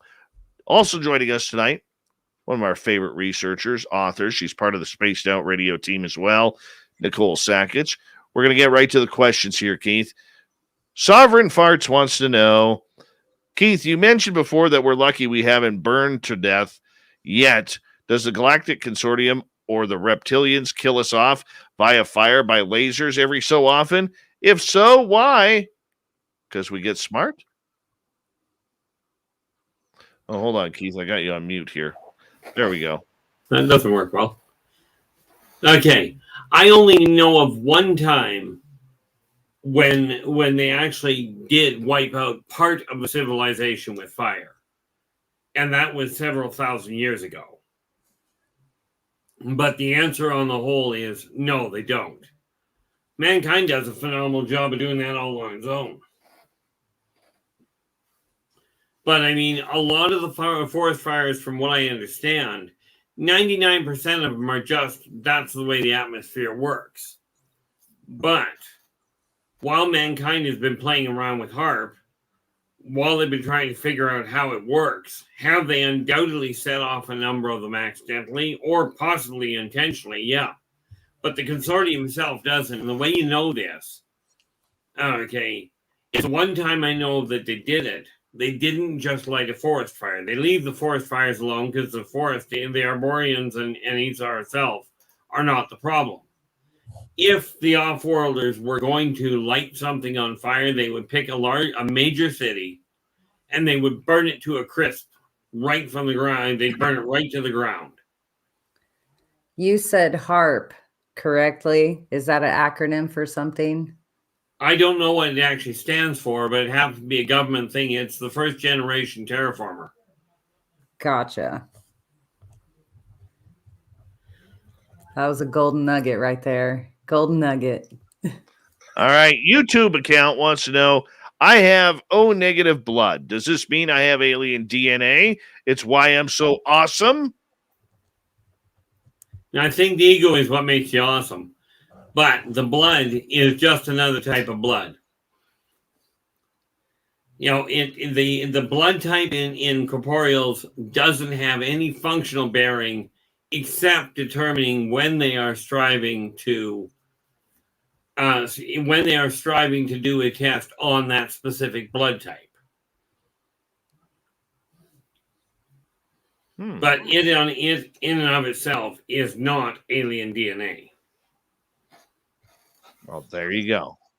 Just right there. Boom. Not alien DNA. Not a big fan of it. Is it more like a better antenna? Is that a way of describing it? Have you ever noticed when you buy, like when you go and get a car, you never see the car, that type of car, until you buy one. Okay. And then all of a sudden you see them all over the place. It's the same idea with blood type. It doesn't make any difference unless they're looking for instance, O-type blood. It's not like it shows up as a big issue. Gotcha. All right, let's move on here. Cindy wants to know, can you confirm Inanna was Anunnaki? Well, not knowing who Inanna was, the answer to that confirmation issue would be no. Plain and simple. That's why he's the best right there. Just hammers down those answers. Hammers them down. Noble Patrick wants to know, do you have any alien artifacts in your home? I have a piece. It's not an alien artifact as in technologically speaking. Let's see if it's here. Just looking to see if I can spot where it is easily. I have a piece of moldavite, which is from outer space. Only I don't see the box that it belongs in. How did you receive this, Keith? Was it apported to you or? Oh no! Somebody went over to Czechoslovakia, went to the meteor impact point where they're not supposed to take anything, picked it up, and this was decades back. Picked it up, brought it home, turned it over to a good friend of mine who subsequently brought it to me. Gotcha. So it wound up in your hands. Ultimately, yes. The other artifact and the other piece that I've got that I wouldn't call it an artifact. I've got a magnifying lens that came into my possession in a very twisted fashion. But again, if we're talking about alien technology, as in what people understand as technology, the answer is no. Am I watching for it? Certainly. Have I seen the neat thing I found with it, though, is if you take the right crystals, you can actually get a better energy source than mankind uses today. All right, let's move on here on Spaced Out Radio. G West is asking, have any of the alien civilizations mentioned a Thanos type of being that is super powerful throughout the universe? Oh, there are beings that powerful. Usually they chalk them up to really powerful people, like really gifted people with a bad attitude. Okay. I mean, for instance, now the Thanos personality, you're talking about a Thanos himself, as far as I understand, is not even based on a real individual. Okay. A great show, don't get me wrong. But the mentality and the technology levels, absolutely they've talked about. The stones that you're talking that are talked about in that whole genre, in that whole storyline, are very real. What they are is highly advanced programmed crystals. And yeah, the power capable of being contained within a crystal is way beyond what humans think. But if you're worried about somebody like Galactus, do your best not to.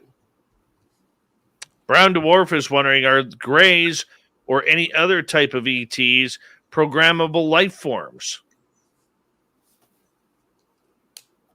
The moment you put programmable in there, you take life form out of the equation. Okay, but every corporeal, every creature with a cell structure and with a subquantum cell structure can be taught, aka programmed. Humans are programmed consistently by humans. Okay, but you presumably he's referring to something like as in pick up a program, plug it into the person, and away you go. Okay, the closest thing you'd come to there would be the xenon, which are they're robotic, but they are not programmed as in let's build a program as people understand them. As for the ET, as for the Greys themselves, absolutely not. They are fully corporeal and they are not dying. Okay, this concept that they're making photocopies of themselves and they're collapsing because of it, way out in left field. Although it does make for an interesting bedtime story.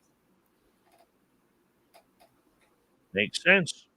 Makes sense. All right. Let's continue on here. Snacks wants to know, do any of the ETs take recreational drugs? Absolutely. Some of them take not so much recreational drugs. You name the concept. I mean, some of them drink like fish and are not fish themselves. You know, but you name the human fallacy or the human weakness, if you will. There are aliens from most of the races that have the same kinds of complications. This is why I say, you know, the off-worlders and the ancient races are not really that much different from humans, except in their toys and their appearance. Did they teach us about beer? Because, you know, you go back so far in like the civilization of humans, and all of us spread across the globe, like learned aliens that brought that one to mind. like, and wine later on, but it really did start with beer and bread and fermenting. So it's like wasn't the aliens, it was the off-worlders. Right. And it's a mythological group that people think are just a myth. Little guys, 4 feet tall, big beards, broad-shouldered, temperament like a, you know, they discovered and perfected the whole idea of making alcoholic consumption. Most of their food is fermented. It's honestly awesome. I love this about beer. It's honestly awesome because it was a staple linked with bread making and fermenting. And it was like, yeah, it was alcoholic, but it was a clean water supply. You know, you didn't have to worry about getting disease from your drinking water. So, I mean, no, it really honestly like boosted civilizations around the globe just when they figured out how to raise a glass. God bless mix the hops. God bless them. All right, let's move on to another question. Vaughn is wondering, Talons, Keith, as in the show Earth Final Conflict? I think I've seen. I'm trying to remember which ones the Talons from that group were. I haven't seen the Earth's Final Conflict in a very long time. But all right. Is there any race coming in to wipe out Earth? No.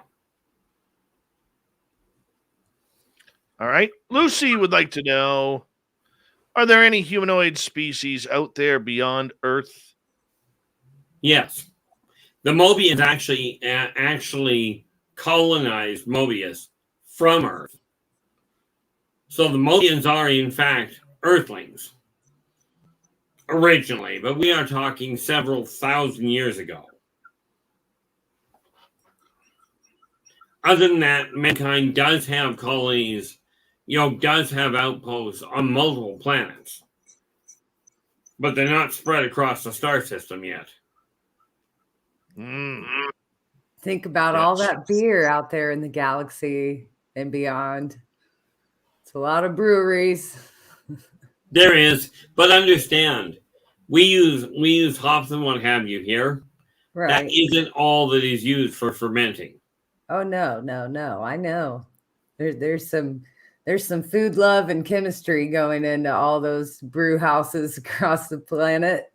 Yeah, you really don't want to know where some of that brew goes to get. I don't ask. I just serve it at the restaurant at the end of the universe. All right, let's continue on. As Tracy wants to know, is there a connection between Bigfoot and aliens?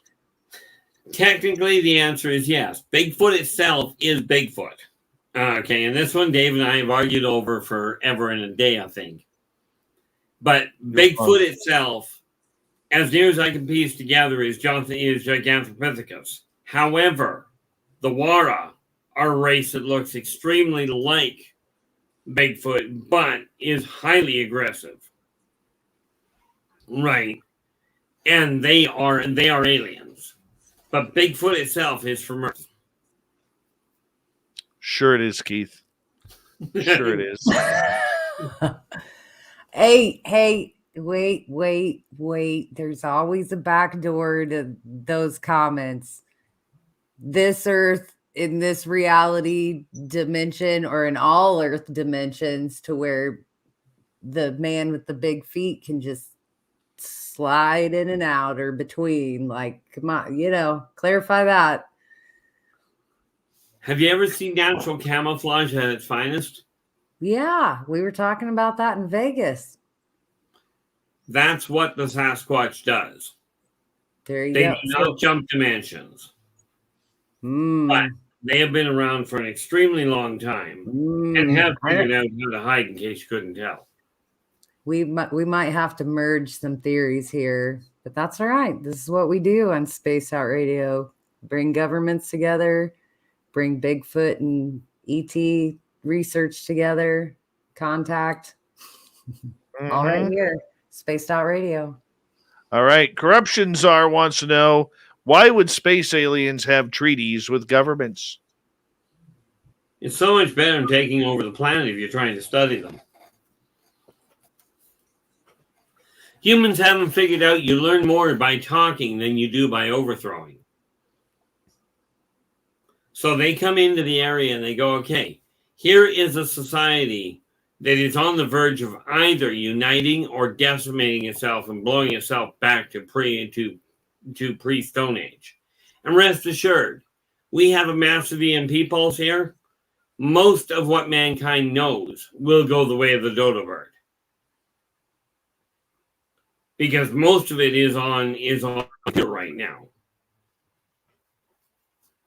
Okay, of the advanced stuff.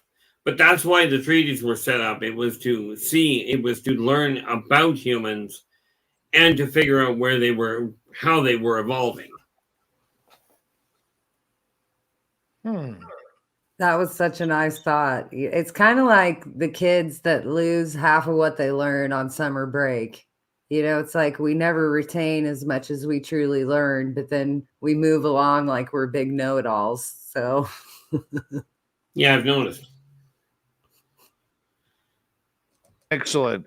I'm still scrolling for more questions here, but I will ask in the meantime, as we got about 6.5 minutes left, Keith, in any type of disclosure, are we going to see a major UFO event over, say, the next 5 to 30 years where all of a sudden they're just going to arrive and that's it? It wouldn't be a shock.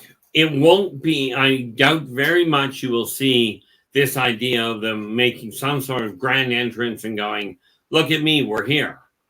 It will more than likely, if it comes up that way, and you're probably looking at closer to 50 years, especially with the way that society is going right now. Right, it will likely be something like a Moldakian ship, the big stadium ship showing up in one location, out in the middle, likely out in the middle of, what do they call it, international waters. Right, where nobody's got a dominant claim to it. All right, Sovereign wants to know, is this Sarsaurian synonymous with Khazarians? Many believe the Khazarians are the reptilian hybrids attempting to install a totalitarian world order. What's your thoughts on this? The Khazarians, I'd need to know more about their race, but as far as the Srazazians stepping in and trying to install a totalitarian world order, not at all. Okay, a totalitarian world order will not create world unity. It will, by its own definition, create world chaos. And the off-worlders do not want this. Besides that, the Srazazians have their own situations on their own homeworld. They already went through that when the Drakes had to cut them off. At the same time, they cut off the Tormenon, they cut off the Srazazians, and the Tormenon at the same time because they had expanded too fast and the Strazazians were left to fend for themselves. They're not about to start that here. But Strazazians are allies of humans. Nicole? No, I'm going with that. Nothing's floated in. I mean, I know I'm Sovereign Cosmic. It's probably hard to spell these names. It's really hard. So I think there's something lost in the Achuazarians and Kazanarians. Like these, we all use the words wrong anyways. Quite often. But I mean, I'd love to hear what the basic background of the Khazarian are, because I may simply know them from a different name. I don't know. Oh, there it goes. There it goes. I've dropped my hair down. Dropped my hair down. 3 minutes to go here on the ET Connection with R Keith Andrews and special guest Nicole Sakach. And Keith, as we start to wind this down here, there's a lot of people out there who will listen to this type of show and they will say, wow, that is just off the rails. But for many of the people like yourself who live in this environment every single day, how do you come to grips with the fact that, you see people walking around every day and really having no clue what's going on up in the sky? From my standpoint, that's easy. I mean, first of all, I look at my own life and go, wow, what I'm talking about is right off the rails. I just had enough confirmation from other people to go, okay. But what does not make sense to me, what I find more confusing, is how diametrically opposed people can be on topics that are the same. Right? Where they can go on one side of a conflict amongst humans and go, this is okay, but this one that literally applies to the same thing, it's not okay. People are not being taught how to think, and I don't mean taught what to think, I mean how. That's the confusing part from my standpoint. Let me throw in that the best of us, we don't claim to have any of it really figured out, but we do come out of our own experiences with this knowing. And then there's the best of us like Arkeith that shares this with us. And it doesn't matter if you buy into the story part of it. When you look at the messages that come through about working together and taking care of your planet, that's the ring of comparison that you start to see with experiencers. It's never that anybody's background story is going to fit perfectly with somebody else's. We're all stuck in this timelessness of experiencing it for ourselves. So we have to look for those little tiny common threads. And that's part of my job, I guess. Very true. Keith, 45 seconds. Let everybody know where they can find you. Easiest way to find me is R Keith Andrews on Facebook, on YouTube, on LinkedIn and Twitter. You look at any of my videos, it gives you a whole bunch of ways of getting a hold of me. That's right here on Spaced Out Radio. Obviously, you can find me here because I think Dave will tell you where to find me. Yeah, I usually do. Keith, always a pleasure to have you on here. Much love to you, my friend. And Nicole, if you want to stick around for the unbiased UFO report, that would be kind of cool. Oh, sure, yeah. I know you'll be awake anyways. I know. It's the Coming up next, we have the Swamp Dweller, then the fedora-wearing John Hudson joins us for the unbiased UFO report. Huge news coming out of Canada and UFOs. Spaced Out Radio continues right after this.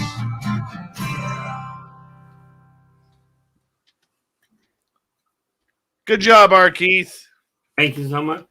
Appreciate Handsome it. as ever. I'm not used to you in full beard mode. Love It's it. okay. I haven't gotten around to shaving yet. And see, Joe, this is why I need the extra space so I can have these dynamic arm gestures. It's a lot of, certain genetic heritage that I have. We talk with our hands. We got to flap them around as we get excited. French. I mean, it's a lot of them. I'm a mutt. I can't claim to be some one thing over the other, honestly. So, yeah. To be frank, Nick, I have not found. I don't think there is a single corporeal on this planet that is only one nationality anymore. Right. Define corporeal for me. Human. Okay, gotcha. Meat suit. That's what I've just settled with meat suit. We're all here in this consciousness meat suit. Funny thing is, people are getting so caught up in stupid things, and I've avoided a lot of them. I'm starting to tangle with some of them now on my live feeds and on my YouTube channel. Yeah. Some of the ones before I wasn't going to get involved in, but it seems I have to at this point. This is reminding me of a little bit of a text conversation that I've had rolling for the last couple weeks. It's I've brought up this fact that I'm like the last of the Gen Xers that can be counted as a Gen Xer. And it bleeds through in so much of this ufology where it's like, we can't exactly put a label on something because, it's just unsatisfactory on so many levels. Well, people complicated things. I mean, I'm from the tail end of what they call the baby boomers.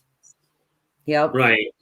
I know you're like the beginning of Gen Xers in a way. There's always like the end that crosses over, and then there's the beginning that also crosses over. And these half little Jenners, which is I was born in 1980. Yeah, I'm a little older than you. I was born in 1963. Right. But I think you started it off like Gen Xers kind of start around 70. So you're kind of like caught in the crosshairs. So yeah, see, the funny part about it is when I got tested, I was born in 1963, so it would have been 1981. They did a maturity test on me and found that I was thinking like an 82-year-old then. I was so far ahead of the thought process of the people in my own age bracket that I just couldn't connect with them at all. Do you keep all these records of stuff like that? Here, I am starting to record a lot of them. Yeah. And many of the ideas that I've got, many of the little tools that I work with, I do put into print. Like I get this one here. No, not that one. This one here is literally the backbone. That one there is the backbone of how I took my life and turned it completely backwards to what it was. There's always that moment too. Yeah, that one's called Believe in Yourself and Follow Your Dreams. And that is where I put the backbone of how I changed the way I was looking at my own life to turn it around and deal with this issue that my life is more science fiction than anything else. That's how we roll with the high strangeness. You just accept it at some point. I'll be right back. No problem. Hey, Fedora John, if you're out there wondering where the hell the link is, I just realized that I hadn't sent you the link yet. For some stupid reason. I was late on getting the link to you guys as well. Yeah, you were. But, what the heck? Yeah. Keith, we'll say goodnight to you, my friend. Absolutely. And thank you for being awesome and being with us. Well, thank you so much. I do want to catch up with you sometime in the near future outside of the show for a couple of things, but I'll have time next. Call me Thursday during the day. Okay, that I can do. I'm just going to mark that down. Yeah, anytime after about 10 a.m. Okay. Shall do. Thank you so much. Bye, All right, buddy. Keith. Have a good Talk to one, you Nick. soon. R Keith Andrews, everybody. The ET Connection. We love Keith around here. Hey, Strangeland, how you doing, man? And yeah, we got a busy show here. Great Florida man story to end the week. That's the way we always want to end it, with a nice Florida man. All right.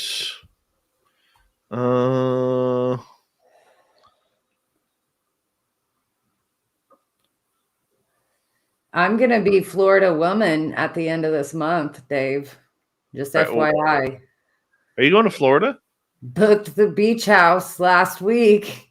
A surprise. Haven't told anybody yet. Nice. Lunar Tina, how are you? Sweet Tony D in the UK. How are you, man? All right, we got 20 seconds. Big thank you to G West, D Cohen, Noble Patrick, Vaughn, and Catfish for the amazing super chats tonight. Thank you so much for the love and support. Mr. Cowley, welcome back to the show. Oh, Mr. Cowley loves his spaced out radio. Would you like to connect with us? Head to spacedoutradio.com for all your latest show info. Now, back to Dave Scott and SOR. Here we go with the third and final hour of Spaced Out Radio tonight. My name is Dave Scott. Thank you so much for taking the time to join us. We really do appreciate earning your listening ears wherever you are on this beautiful planet we call Earth. Hello to everyone listening in on our terrestrial affiliates around North America, digitally on TalkStream Live, Odyssey Radio, and KPNL. All of our archives are free. Join us at youtube.com/Spaced Out Radio. Do old Davey the favor. Hit that subscribe button. The Desert Clam has set the password for tonight in the SOR Space Travelers Club. Valete is your password. Use it wisely, Space Travelers, as the Clam sets the password each and every night right here on Spaced Out Radio. Website, spacedoutradio.com. We have a plethora of features for you.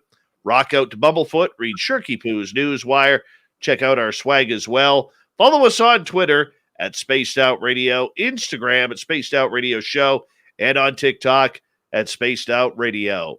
It is that time once again where we head into the swamp. Our resident swamp dweller has another spooky story for us. Hi, Spaced Out Radio listeners. This is Swamp Dweller. It's time for your nightly dose of spookiness on the show. If you have an interesting encounter or a spooky story that you would like to share, be sure to submit them in at swampdweller.net. You can also find our YouTube channel at youtube.com/swampdwellerreads. Now, let's chill out, relax, and together, let's enter the swamp. This is a true camping story that occurred 20 years ago in Mount Charleston outside of Las Vegas, Nevada in October. My wife and I had just adopted a Husky/German Shepherd mixed breed dog that we named Bear. This dog was wild looking and we decided to go camping to bond with our new canine companion at our favorite area to camp and hike. The next day we packed the Scout International with food and our camping gear and our dog Bear. We drove up to the mountains, arriving near Cougar Ridge Trail off of Deer Creek Highway at around 1600 hours, and hiked around looking for a good spot to set up camp. We hiked up to the cliff about 10 minutes away. From there, we parked the Scout, with Bear following us. When we decided to hike down the side of the cliff, we figured Bear would follow us, but he did not. We shouted his name for a few times. Then, suddenly, at the top of the 30-foot cliff we just came down the side of, we saw a bear just standing there looking at us. He just looked there looking over the edge. Then he disappeared. Less than 3 or 4 seconds later, he came flying off the cliff like Superman, landing on our feet and skidding past us down the mountain. He hit a large, fallen tree with his face, instantly stopping him. We examined him, poured water in his mouth, and amazingly, He survived jumping off this 30-foot cliff without any major injuries, and only had a little bit of blood in his mouth from the rocks hitting his face. We had enough excitement and could tell the sun was about to set. So we decided to look for a good spot to pitch our tent and set up camp. We hiked over the next ridge away from the cliff and we found a small flat 15-foot clearing in the middle of a group of trees.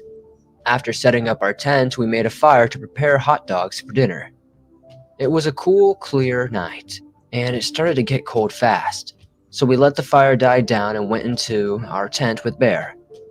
I'm not sure how it happened, but somehow we got on the topic of demons as we laid there talking. A short while later, we both felt like it was time to talk about something else because we were getting kind of creeped out. As we laid there silently, it got eerily quiet. It was so quiet we could not hear a sound for a few minutes. Then Bear started to growl, followed by an intense whimpering and loud barking. Suddenly, it felt like a force was shaking our tent from every direction simultaneously. We did not know what was happening. The violent shaking went off for what felt like at least a minute. Bear was barking his head off, and we were both sitting up in our sleeping bags, completely petrified. As soon as the shaking stopped, I climbed out of my sleeping bag, grabbed a knife and unzipped the tent, just far enough to peek outside. I was amazed to see no one was there, and the sounds of the night were back. We both immediately grabbed our flashlights and put Bear at a leash and unzipped the tent all the way. We quickly climbed out of the tent and bolted down the side of the mountain, completing like a 10-minute hike in less than 5 minutes. Arriving back to where the Scout was parked, leaving our tent and gear on the ridge, we then drove to another area near Lee Canyon Road, parked the Scout, and the three of us slept in the back of the Scout with the seat down and huddled together for warmth. As soon as the sun came up at 0700 hours, we drove back to our original parking spot and silently hiked back to our campsite on the ridge to retrieve our gear before driving back to Las Vegas. We never went camping together again in Mount Charleston or spoke of the incident.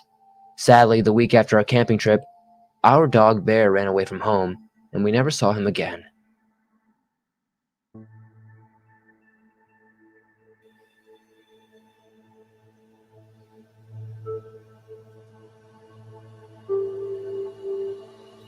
This story just happened, so it's very fresh in my mind. The date was Canada Day 2019, and what I'm about to share with you just happened this weekend. I have a camping spot that I go to about 10 kilometers up Jump River where it meets the Nanaimo River. This special little spot is accessible by foot, but it takes you about an hour to reach it from the parking lot. Often, I take my motorbike up there and camp in the most majestic spots. Now, for those who don't know where it is located, it is on the southern portion of Vancouver Island, the largest island off the Pacific America. Yes, in Canada. Vancouver Island is relatively underpopulated for its size, and our native brothers and sisters have always had a very strong cultural relationship to the wild man of the woods, as the Sasquatch are called sometimes, and was something to be feared and avoided at all costs as it was deeply woven into history here as bad omens. What happened to me last night is one of the most unbelievable experiences I have ever encountered. As I was getting into my hammock after cooking steaks and watching stars all by my lonesome, I was fumbling with my flashlight, and I thought I saw what appeared to be a giant face in a tree about 15 feet away. I suddenly stopped and cleared my eyes, and focused in disbelief at what I was seeing. It was clear as the brightness of my flashlight, a giant face in the tree. Almost the very second that I had made eye contact with this thing, simultaneously, a giant rock or large object was thrown into the river not even 30 feet in the other direction from my hammock. It took all of my strength, but I refused to look away from the face that appeared to be about 9 feet tall and blended in with the forest around it. Sploosh! Another rock gets thrown into the river, making a huge distraction. It worked, and I broke eye contact with the face and looked towards the river in the darkness to see, of course, no evidence. So I quickly returned my gaze to the tree in question, and that's when my heart dropped from my ribcage. The face that had been clearly visible seconds before had completely vanished, but what was more alarming was that so was the entire tree. Any evidence of what I was sure I was looking at had disappeared. It was then that I became aware of whatever it was. It wasn't alone. Its friend had noticed that I had noticed it and tried to distract me. That was the objective of the 2 loud rocks thrown in the river at 1 a.m. This terrified me. I was now 10 kilometers past the last mailbox and deep in the forest and was suddenly filled with dread that I was not actually alone. I slept with my rifle in my hammock that night, with the safety on. I have always heard of these stories and feel confused as now I actually have to continue to explore more on this subject. It seems that these beings are something left over from the great flood of Noah. I'm not sure, and I'm not convinced they have good intentions just yet. I will keep the swamp updated if I encounter anything new. Oh, I know exactly where that happened. Exactly. Did you know I started my radio career in Parksville, Qualicum Beach, and Nanaimo, where this guy had this incident? And I can tell you, there's some beautiful landscape around there, and it's not surprising that it happened. Not surprising that it happened at all. Majestic. Oh, yeah. Vancouver Island, beautiful place to visit, highly underpopulated, and I would never live there again. So did he pull up the tree? What was he gonna do with the tree? He just carried it through the woods? Like he's gonna use it as a baseball bat and we have to wait for an update from Swamp Dweller. Whack a human? Like whack-a-mole? Whack a human time. All right. Well, we say thank you to Swamp Dweller for coming on in with another great spooky story as we play Swamp Dweller each and every night on this show. You can go follow him. He's got thousands of stories at Swamp Dweller Reads on YouTube. One of the best out there. We love it while he's here. But you know what? We're going to continue on here because it's Fedora time. There he is, ladies and gentlemen. The fedora wearing John Hudson. It's actually hard to believe he's wearing a red shirt today. It's not the famous black on black combination. Fedora, how you doing, man? I'm doing well, Dave. How about you, man? I am doing fantastic. Nicole decided to stick around because, we're bored. So we're hanging on out together. Well, we're not. I am not bored. This is so exciting. It's keeping me from sleeping. That's not bored. Well, you know what? Very busy day in the UFO world today. And we're going to start off, John, with some Canadian news. I don't know, man. That's like the 51st state. Like, what's the big deal? But No. We're 2-0 against you, buddy. 2-0. Oh. Okay? You had your chance twice. You lost both times. Now, we may not have won a Stanley Cup since 1993, since the Gary Bettman era took over NHL, but history shows we're 2-0. And we beat you with Canadians. Just saying. Yeah, I know. It's like those humans that are helping the reptilians. That's all right. My Edmonton Oilers are going to make a major run this year. Major run. And my 2 guests with me tonight couldn't even find Edmonton on a map. But that's okay. We love them dearly. The Oilers are going to win the Stanley Cup this year. It's in Alberta. Where? It's all I got. Barely across the border. Like I think Alberta 3 hours.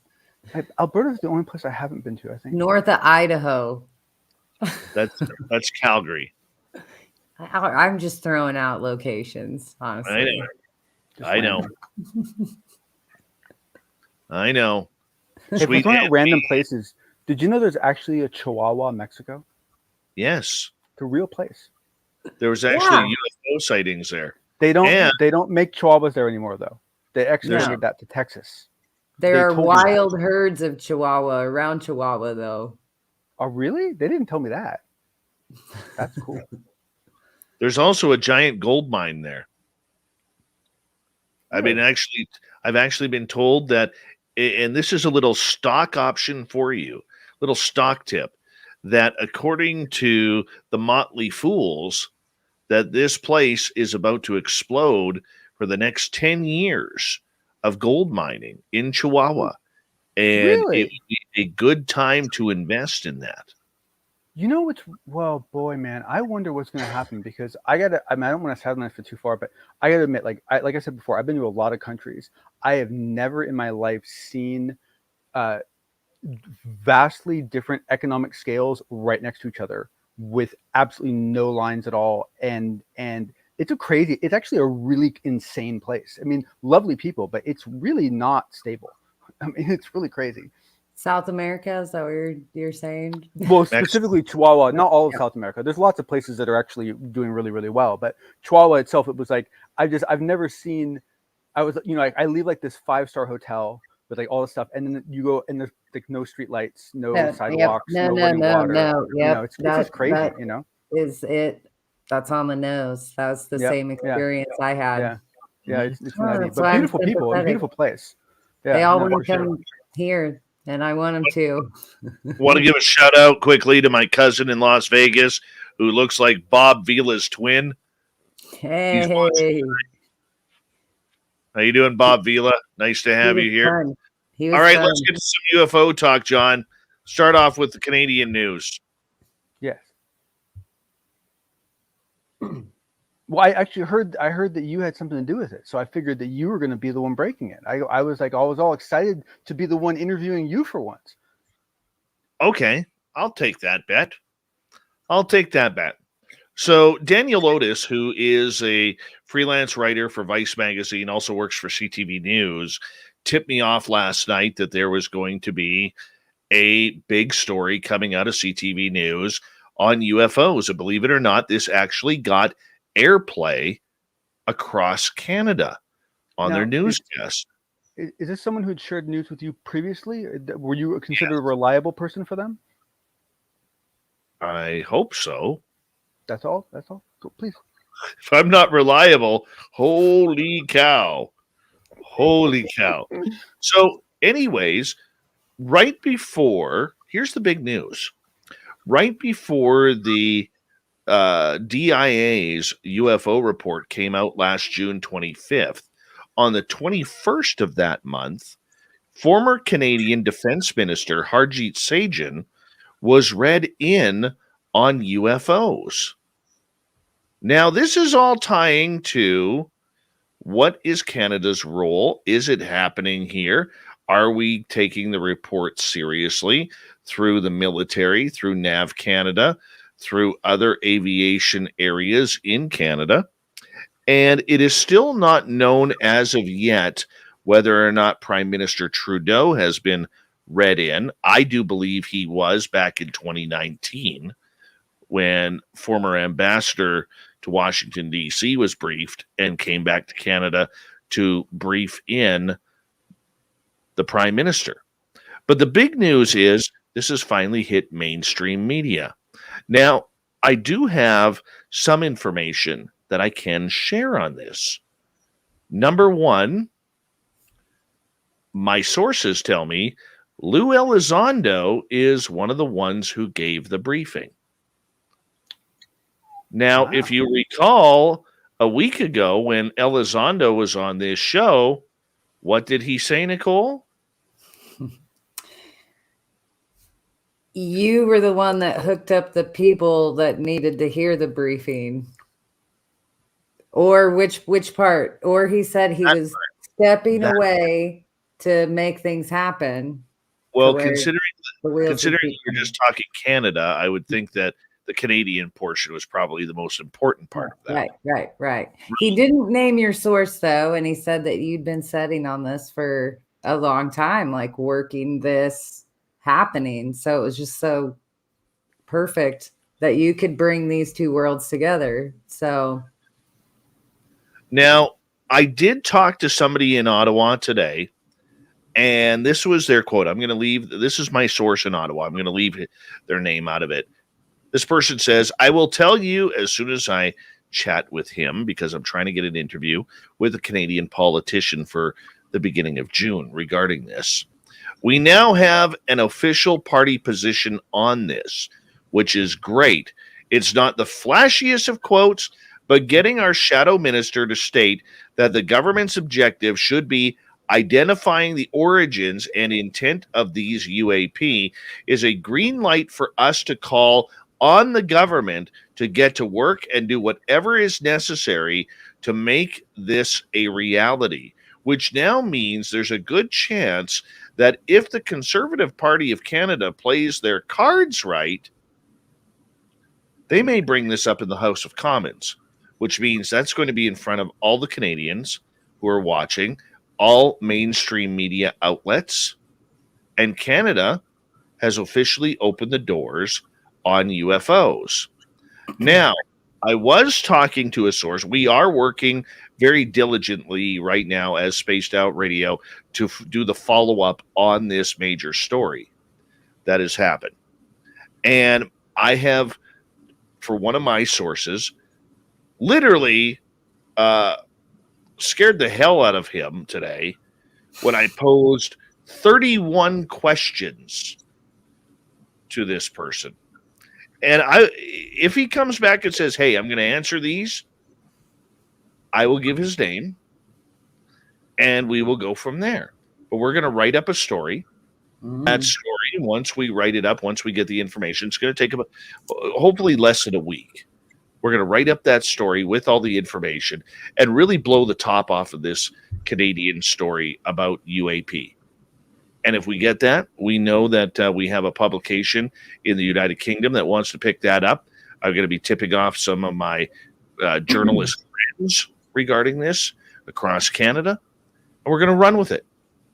So, and, there's so many angles to this that can be explored. I mean, just from a very simple point of view of, I think what a lot of us want to know is that with Canada being such an adjacent physical and both culturally and government-wise, partner, how much of what Canada holds are they just holding because of things they did on our behalf, right? Things that we requested they do.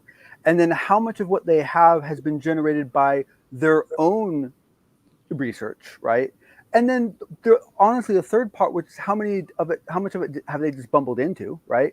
And then, why are they taking it seriously? Are they taking it seriously because they believe it they should be, or are they really just taking it seriously because we are, right? And where do those lines fall? And to me, that is just one of 16 different angles you could take of this story that I think is going to produce some very interesting stuff.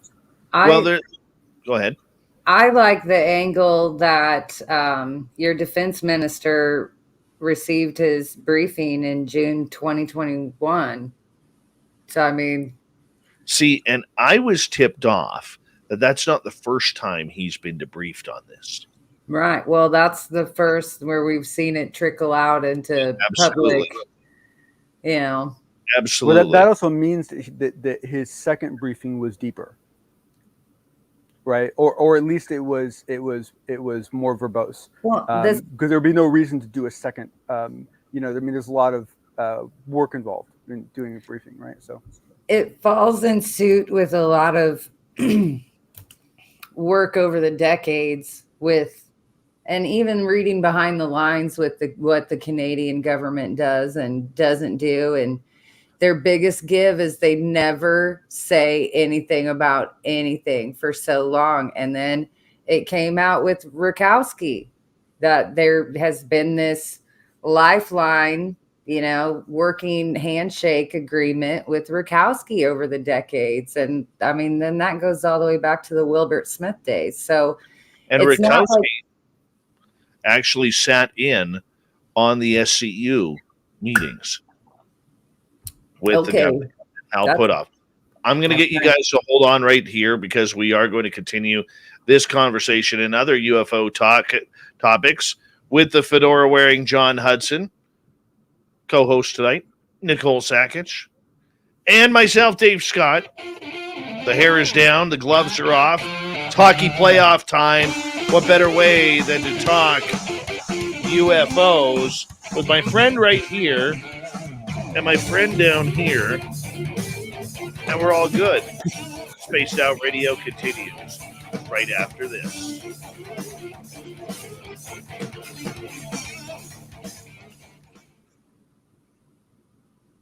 We're clear. Beep, beep, beep-doo. Beep, beep, beep-doo. This is good stuff, people. Good stuff. I feel like Grant's here in spirit with us. Like, talk about Wilbert Smith. That's all Grant wants to talk about is Wilbert Smith. Not really. He wrote a book on it already. So I know. he's over it. He's moved on. Grant's at the forefront, you know. Fedora, what's going on? Are you playing video games or what? I'm just thinking because it's so interesting because I don't know how much of this I should talk about, but to me it's fascinating because there's so many unknown links between the two countries where a lot of communication goes on and partnerships are there and there's a lot of support going back and forth, and some of those relationships are extremely high level, and so I have a really hard time believing that there aren't large elements of the Canadian government that didn't need to be read in. that they were completely up to speed with several aspects of the program and had been for some time. Well, I mean, the problem is, from what we're learning, Canada doesn't have a, how do you put it here? They don't have a woo desk. So the research is done by NAV Canada. It's done by the Transportation Safety Board, the RCMP, the military, CSIS, and other groups all at once. And it's like, in my opinion, they're throwing papers this way, that way, in every direction in order to kind of make it somewhat, that they're in the game when they don't even know if they're in the game. Me personally, one of the questions I asked to my source is a Canadian government very naive or obtuse on this subject? And anytime I get to use the word obtuse, I'm going to use it. And I'm in a waiting game right now. Well, and the thing is that they very well could be, because the thing is that some of the reasons why you guys might know certain things might be slight side effects due to other sharing that goes on. And so you take, like, just for example, signals intelligence, right? The SIGINT folks in Canada and the US get along pretty well, and there's some tight relationships there.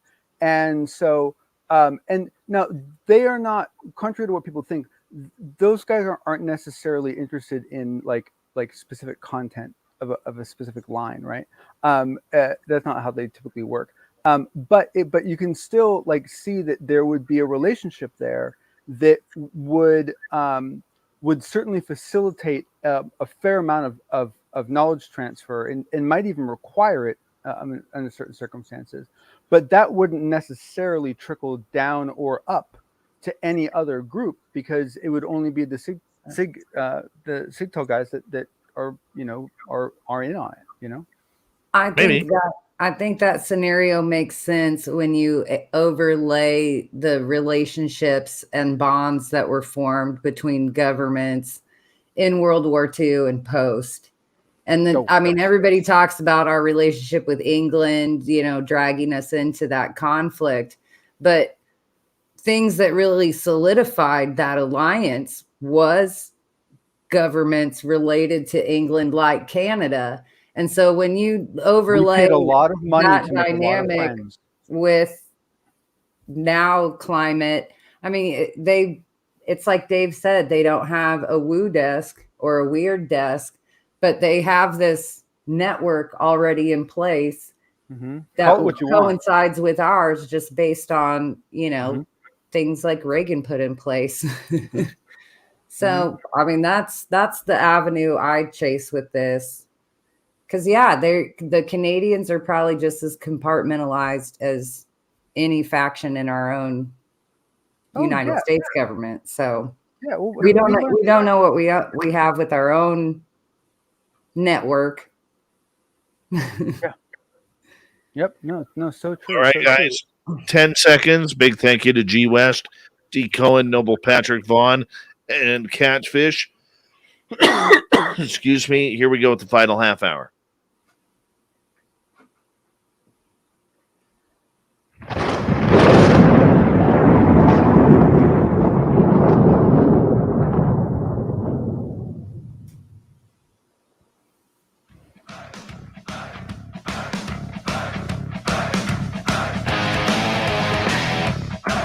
We passed, well, let's just say the final half hour point of Spaced Out Radio tonight. We're going till the top of the hour talking woo and how it affects you, because that's what we do around here on Spaced Out Radio.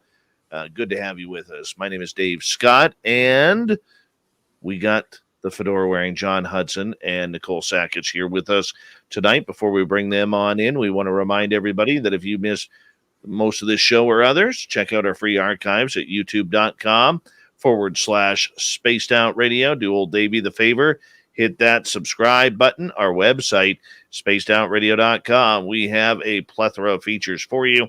Rock out to Bumblefoot, read Shirky Poo's Newswire, check out our swag as well.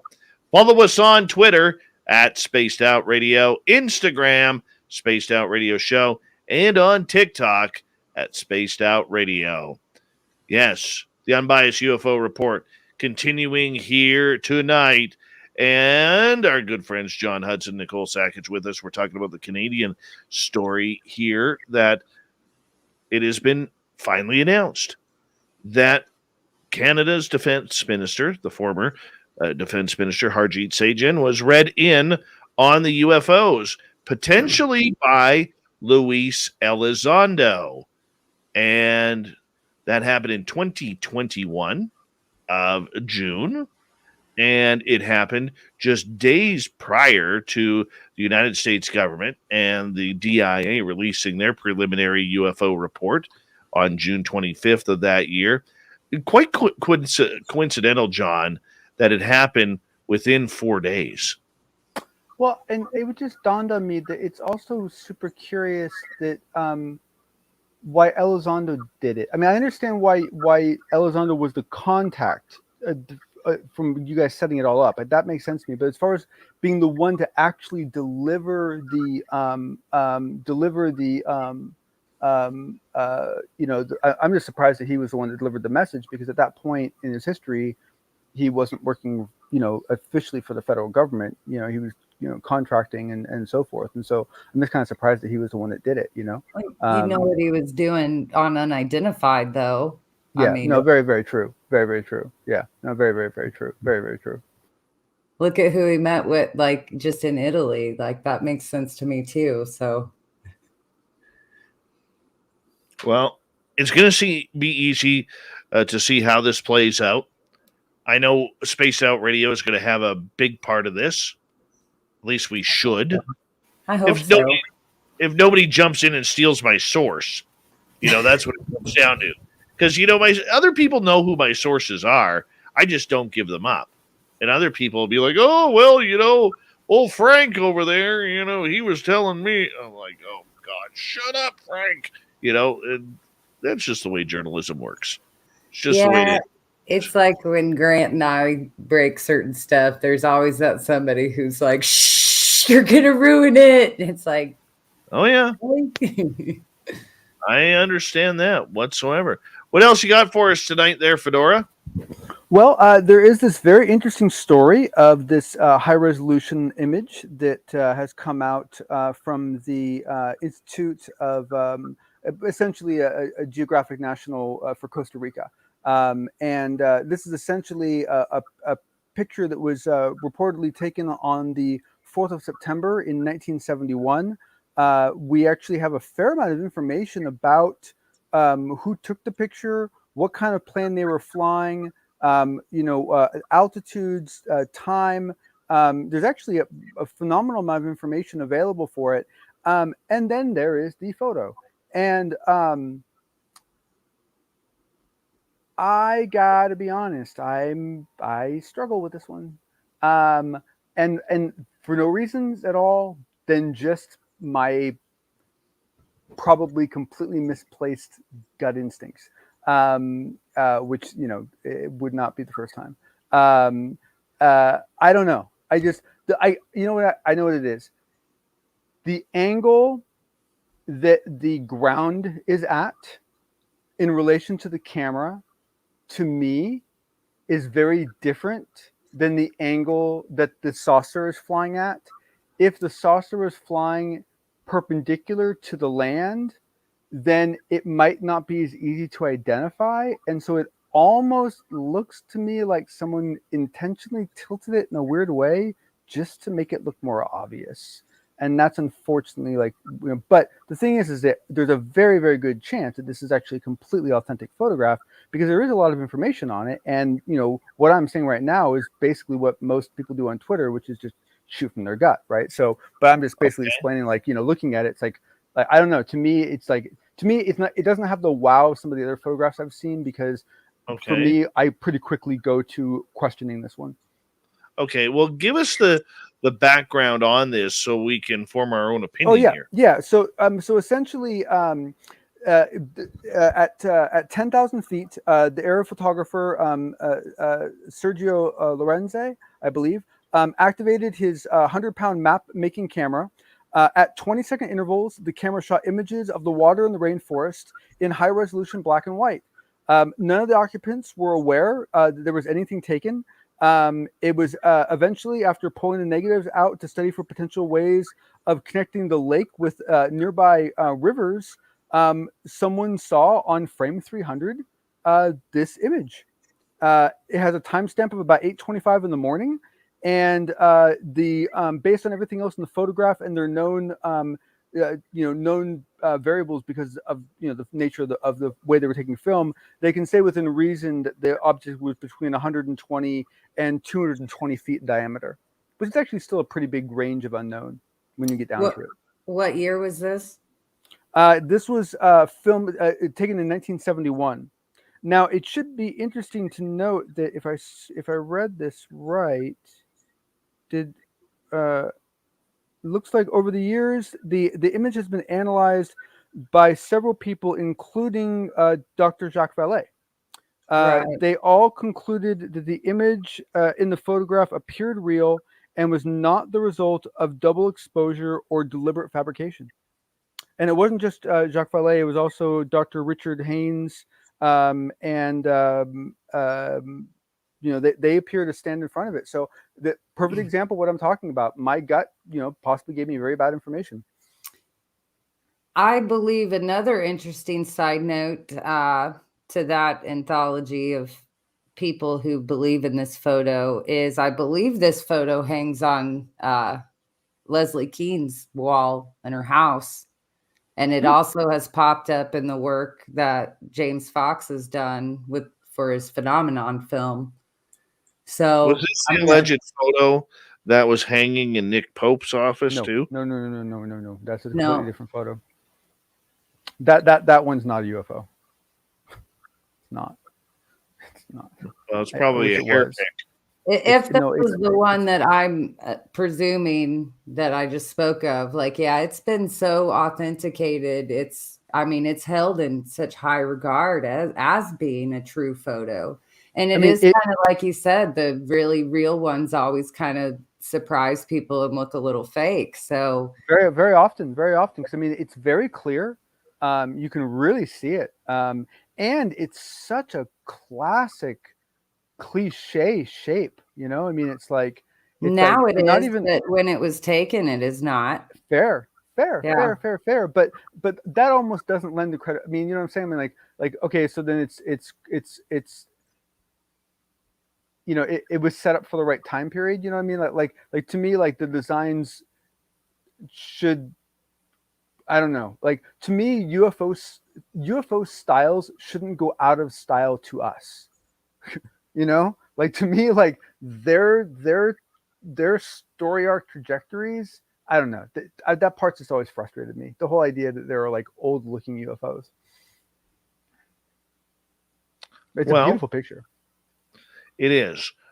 We're going to continue on here with the unbiased UFO report with the fedora wearing John Hudson. What else you got for us tonight, my friend?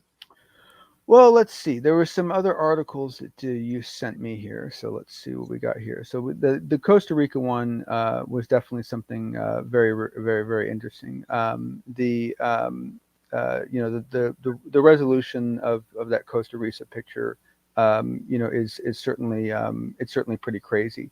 But essentially, completely shifting gears. There is a kind of more entertaining and perhaps one might argue more hopeful and more positive sort of story, and that is that there appear to be some openings.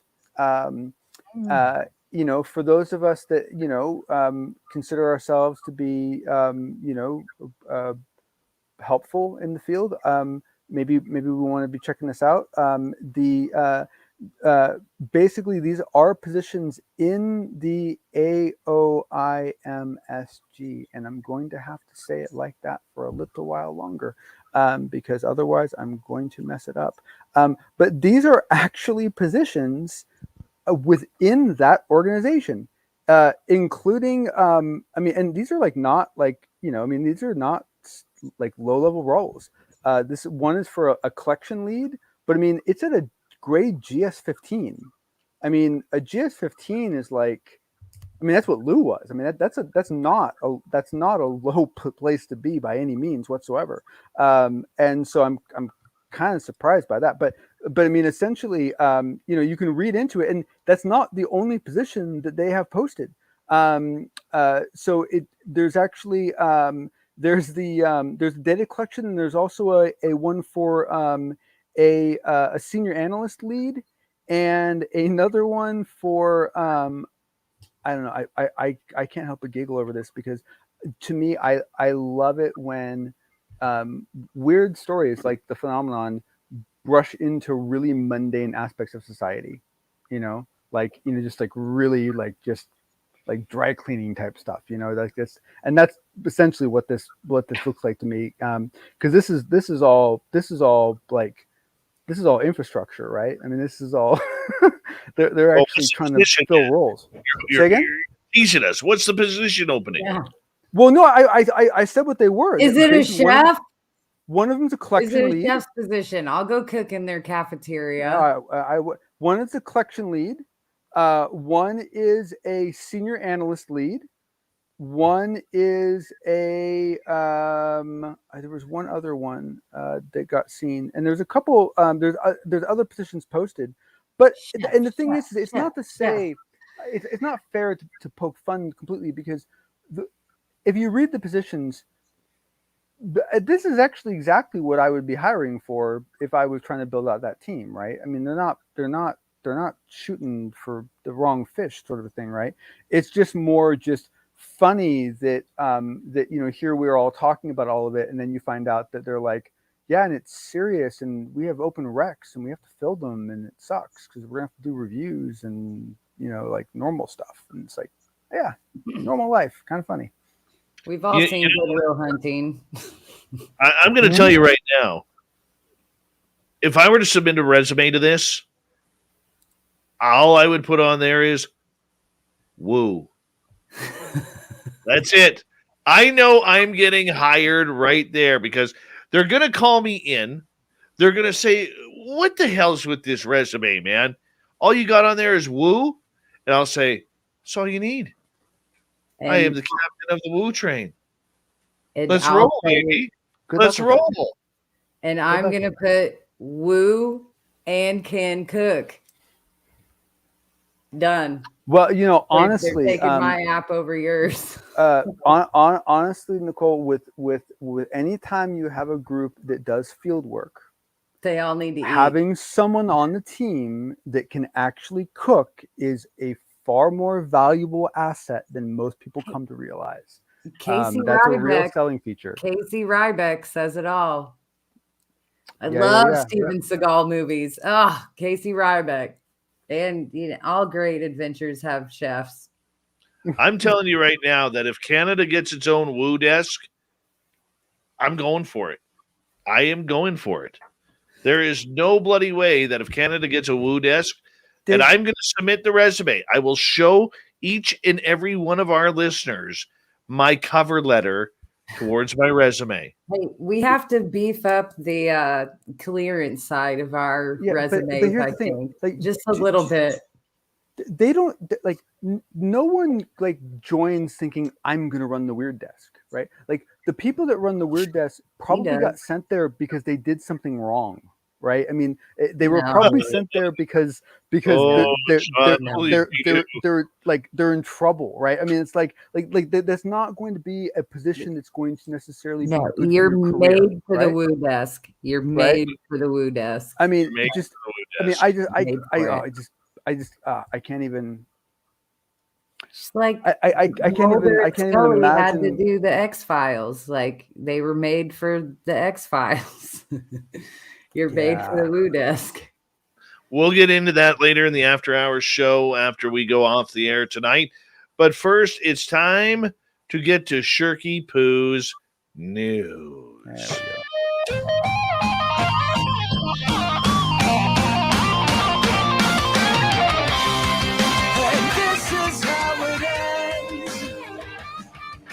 All right, what has Shirky Poo got for us tonight? Start off in the UK.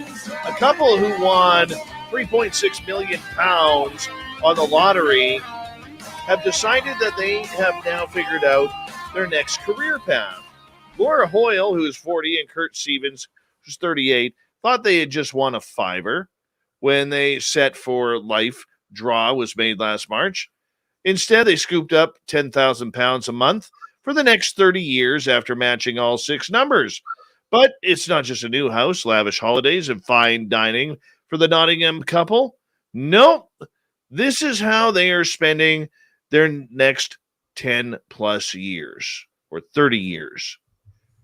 They're going to be ghost hunters. It's true. They've said, screw it, we're millionaires. We're going to go find some ghosts now. Laura says, Kirk and I are participating in lots more paranormal activities, and I'm editing the videos we take, which I absolutely love doing. I'm getting better and better at editing, and the other month, one of our videos was voted by a top ghost hunting YouTuber, one of his videos of the week. It's as if I'm getting paid to video edit for the next 30 years. Without the win, we wouldn't just have been able to tick off a huge bucket list item, visiting the National Justice Museum in Nottingham out of hours and spending time there investigating. There have been many trips, and there will be many, many more. I love it. I love these guys. We got to get them on the show. We got to get very Bigelow-ish of them. Like very Bigelow-ish. All right. Well, from going from a great story like that to this kind of a crappy story. Oh, there's always a balance. Yeah. Upper East Side condo building in Manhattan, where units sell in excess of millions upon millions of dollars, is suing an 83-year-old female resident. Why? Because apparently she dropped a deuce in the pool. Yeah, the management of the Rio allege in a lawsuit filed in New York State Supreme Court that Helen Hirsch defecated in the fitness center's pool and then again in the fitness center's shower.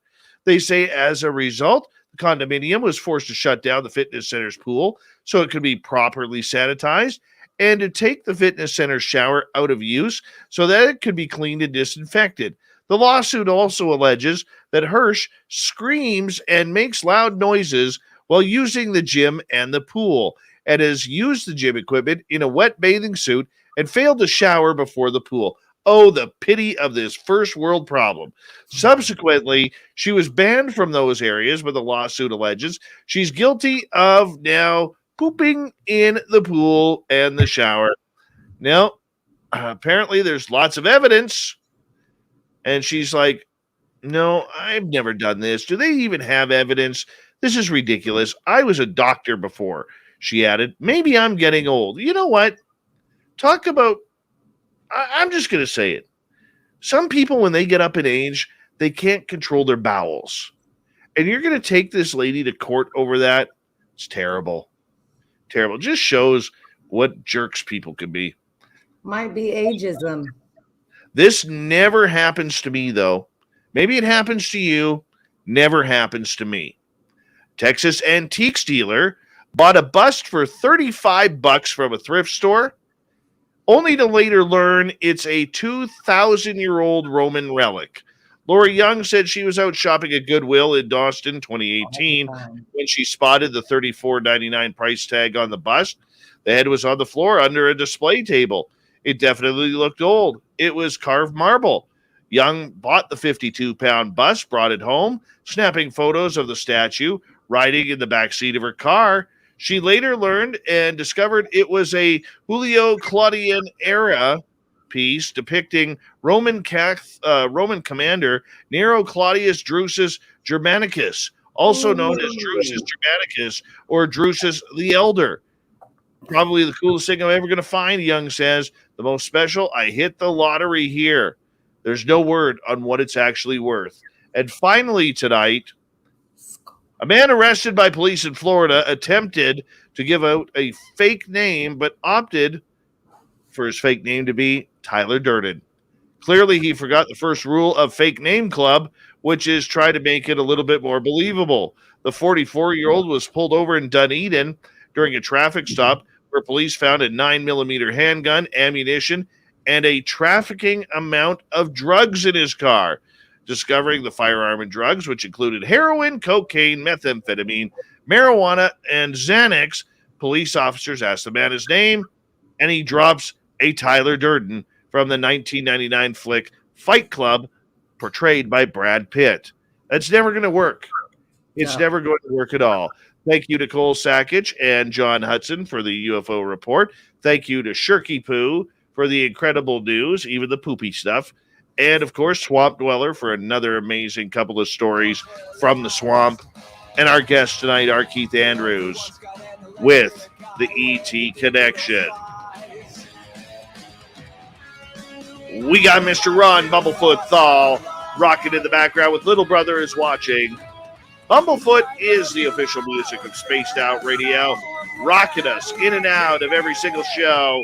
Get your horns up for the guitar god himself. Special thanks to everybody listening in at home, at work, in your cars, wherever you may be. Thank you to everyone in our chat rooms tonight. YouTube, Twitch, LGAP, Facebook, the Space Travelers Club, and on Twitter at hashtag Spaced Out Radio. I know you're out there somewhere. Remember, this show is copyright by Spaced Out Radio and SOR Media Ventures Limited. Thank you so much for choosing to share your evening with us, because together, my friends, we own the night. Mr. Bumblefoot, we need a favor. We need you to take us home.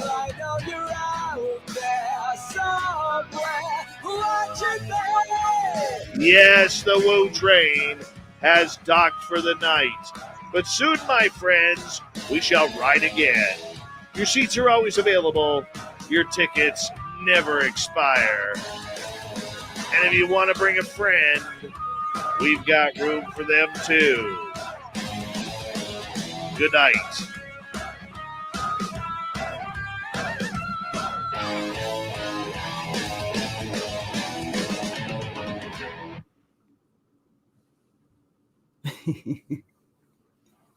Beautiful, beautiful show.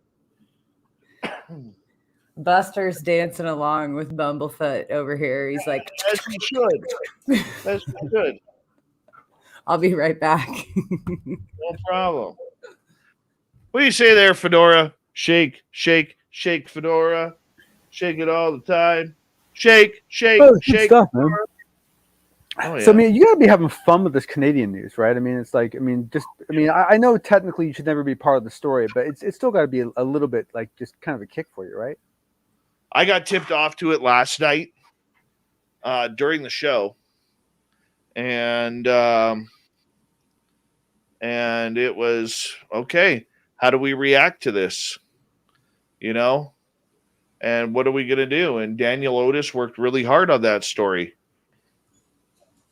and then so you just kind of thanked him for it, and I said, "Let me get the follow up," and we discussed a follow up, and I said, I think I could get that. And I said, leave it with me. Cool stuff. That's the way it works, man. And that's why it's supposed to work, you know? Yeah. By the way, just one wildebeest right now in at the Namibia watering hole right now. There was 4 jackals earlier. I'm still trying to figure out the difference between a jackal and a coyote. They look the same to me. The coyotes. Daniel's busy right now. I am working a couple of angles towards this right now, but we'll figure it out. Shake, shake, shake, Shador. Hey, Super Duke, how are you, man?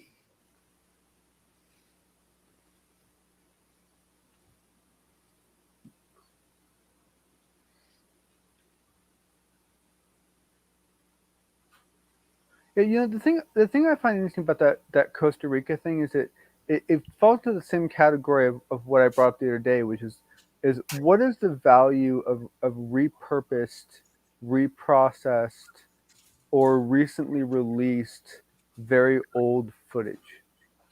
You know, and I'm not trying to say that it is or isn't valuable. I'm trying to leave it open. I'm trying to ask, like, I'm not sure, like, and just I think it's an interesting question because I think that there is a diminishing return of value almost as you go back in time from the present as to how impactful it will be to people. But that could be augmented by who was involved in the case, when exactly it happened, how much data was gathered. So you could essentially increase the value of a certain event if you had auxiliary information, but there's still going to be some sort of a slope of diminishing returns as you go back in time, I would think, but I don't know for sure. Well, I think it's because we're all eager for more right now, and the technology has improved so much where we can go back on a lot of this old footage and filter out the bad, bring out the good, right? I think that's what it is, man. I mean, I could be wrong. Yeah, no, you might be right. And the thing is that it's really nice to see that that technology is starting to help in multiple areas. It's helping, as we've been seeing it for a while with the super resolution type stuff. But seeing how it was used by the team for is it Terror in the Sky or Tear in the Sky? There was a debate the other day, and now I'm worried I'm doing the wrong one. But the movie that came out, to me, like, that was kind of their gig. So it'd be kind of interesting the way it plays out. It's going to be very interesting. Yeah, for sure. I don't know how to say it either. Where'd you come from? I'm the voice that's always there. I am you. Oh, God. I'd say we teach John how to astral travel tonight. I just gifted a book to somebody, Preston Dennett's Out of Body. What's the title of it? Didn't I tell you the funny thing I figured out about astral travel? So from the age of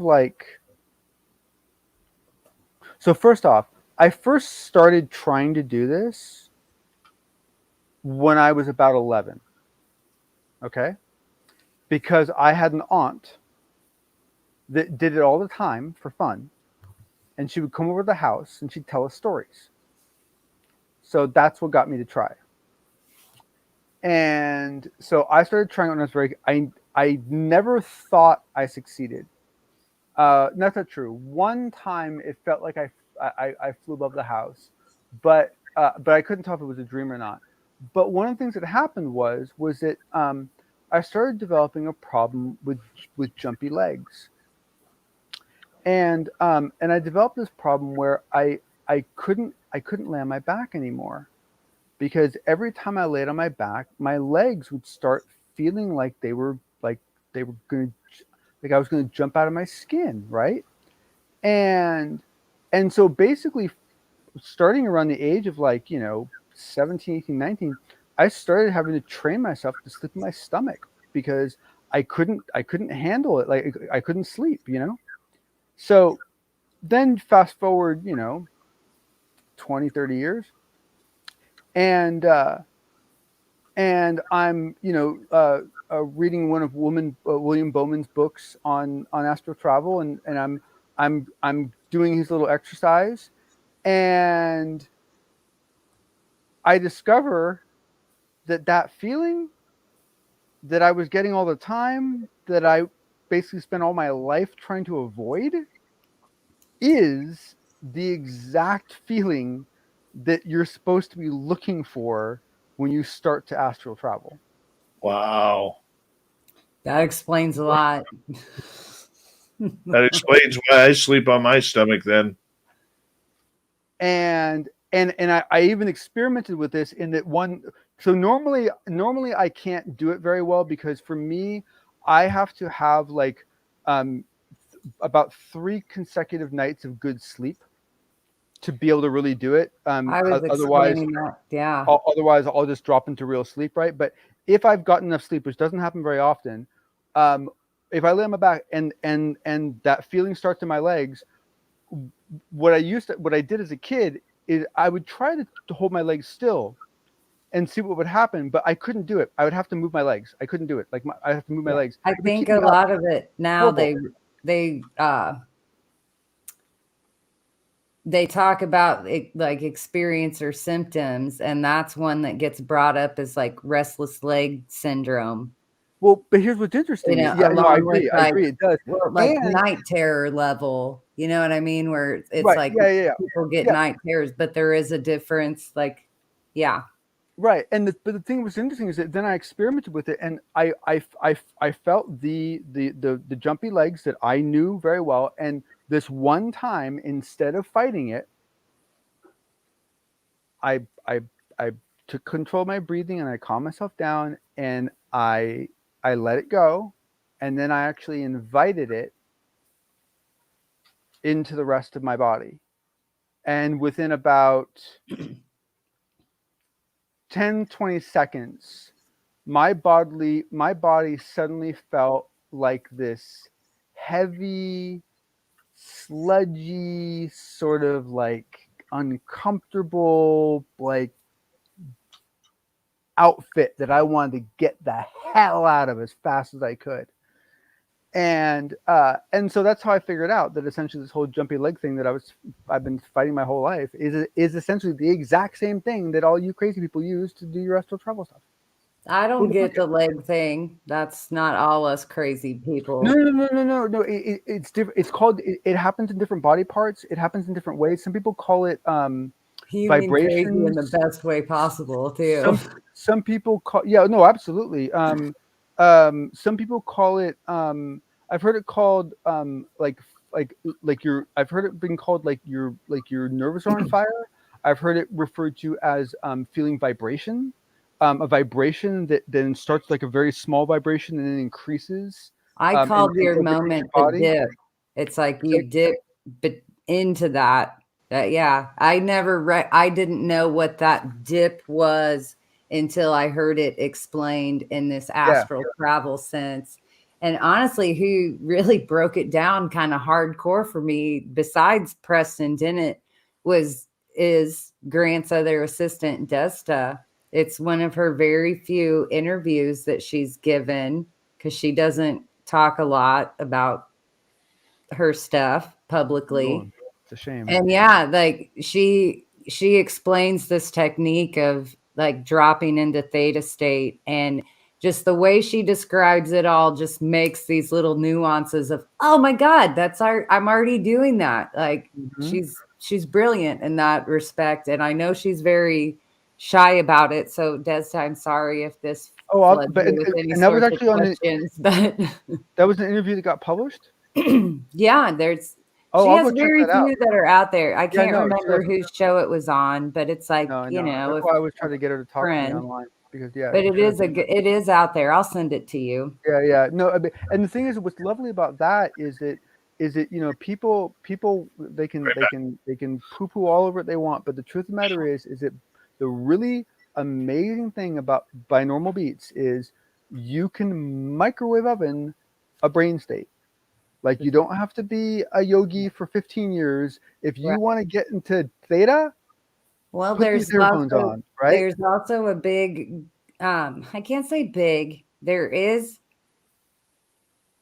a way of thinking out there that these sort of techniques are kind of cheating or hacking the system, and that, like you said, you absolutely need to get like 3 nights of sleep. Like, I know when I first started this route, it was longer than that. It was 3 months, you know, that I really had to get in this pattern of trying to achieve this. Oh, interesting. But there are others who, like, once you master it, and I have not mastered any of it, it's like, boom, they can just go there. And I mean, Monroe could do it while waking. Mine feels more accidental, even though I recognize it and am trying for it. It still all feels accidental. Did you ever read the Monroe books? Here and there, and yes, and okay. So one of the greatest stories in that book, and I need to get off. I'm hanging out with my daughter, but is so they have those pods, right? Those room of those pods, right? Well, they had a case where a reporter wanted to come do a story on the institute, specifically on the machines. Now, what no one really paid attention to before was that there was another person that normally used that pod, and every single day at the exact same time they used that pod. This woman got into this pod, started doing the relaxation, and then started talking about some individuals that had shown up in her pod that she didn't know who they were, and then she starts screaming that they're lifting her out of her body and they're trying to steal her, and she's losing her mind. Turns out it was all just complete confusion. They thought she was the normal person. They didn't pay. And see, like, this is that turf of overlapping high strangeness where, that you can't help but explore when you talk to enough experiencers and all of this. That's just so funny. And then you add to it that row of parking spots on the other side of that wall where those pods are, no one can park there because it drains their batteries, and no one can figure out why. I mean, it's like there's weird stuff going on, right? I mean, it's hilarious. Well, right, but I mean, so that's like sort of a nuance, you know, like we hear about these UFO abductions where the cars shut down. Well, here's like another form of that same high strangeness, and it's having that causality effect too. So yep. You know, and the thing is it you know, electricity is a field, magnetism is a field. If you interrupt that field, you will interrupt what's going on, right? And so, you know, that's essentially, I mean, there's lots of different ways to do it. So it's not to say that there's any reason why it's impossible, right? It's just surprising that it happens, I think, is more, and it's surprising that it happens without doing harm. You have to point out too, though, like I am looking down at the chat. That's the beauty of contact modalities as well. No, like the binaural beats and this astral projection. You know, yes, I think everybody can do these things to a certain degree, but you know, can everybody level up with them? You know, not necessarily, because you know, I think experiencers do this a lot. I was doing it before I even knew we could call them contact modalities.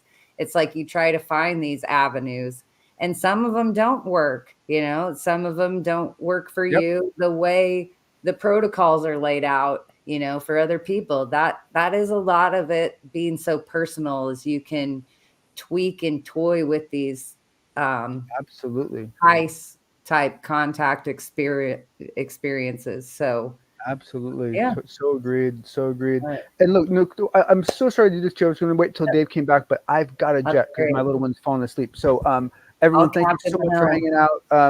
You are in obviously magnificent hands with Nicole. So, I do apologize, Dave, but my little one's passing out, so I got to jet. So, everyone have a good evening. Take it easy. Bye, everybody, and his amazing fedora.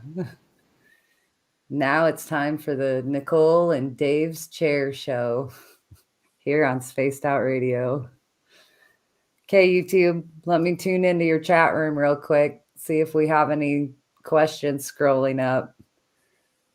Please type them in all caps so I know it's a question, or comments. They can be in caps too. I like reading the love and light comments from the chat room. EMF, I'm hoping there's not tapes. Thank goodness. Yeah, we don't need to see those tapes. Tapes of anything else? Sure. Almost. Where did John go? He had to attend to the mini carbon unit. Oh, yes. Yep. Beautiful. Well, thank you for holding down the fort. It was for a nanosecond. You know how these things go in timelessness. Your sweatshirt looks all trippy, though. What's going on with that? Oh, I like it that. also trippy on here. I don't know why. Are you slipping into a vortex? Is somebody trying to beam you up? I could be. They can't get a lock on you, apparently. You're all right.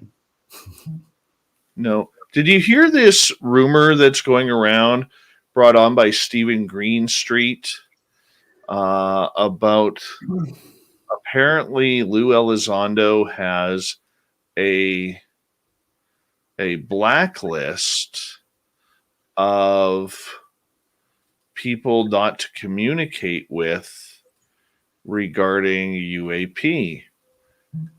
And I got asked by somebody yesterday if I had ever seen or heard of such a list. And to best of my knowledge, I don't believe there is one. Now, I do know that he's not going on certain podcasts because of the reputations or the personal attacks or whatever it is. But I don't think there's an actual hit list, or a blacklist, I should call it. Not a hit list. That's wrong. Right. Wrong. I would say the only thing this rumor makes me think of is just this Easter egg, dropping that he does. And like you said, I mean, everybody watches what platforms they go on or are part of. Like, that's no big deal. But this makes me think of the little comments of, like the doodle bug pushers in our community, will be called out.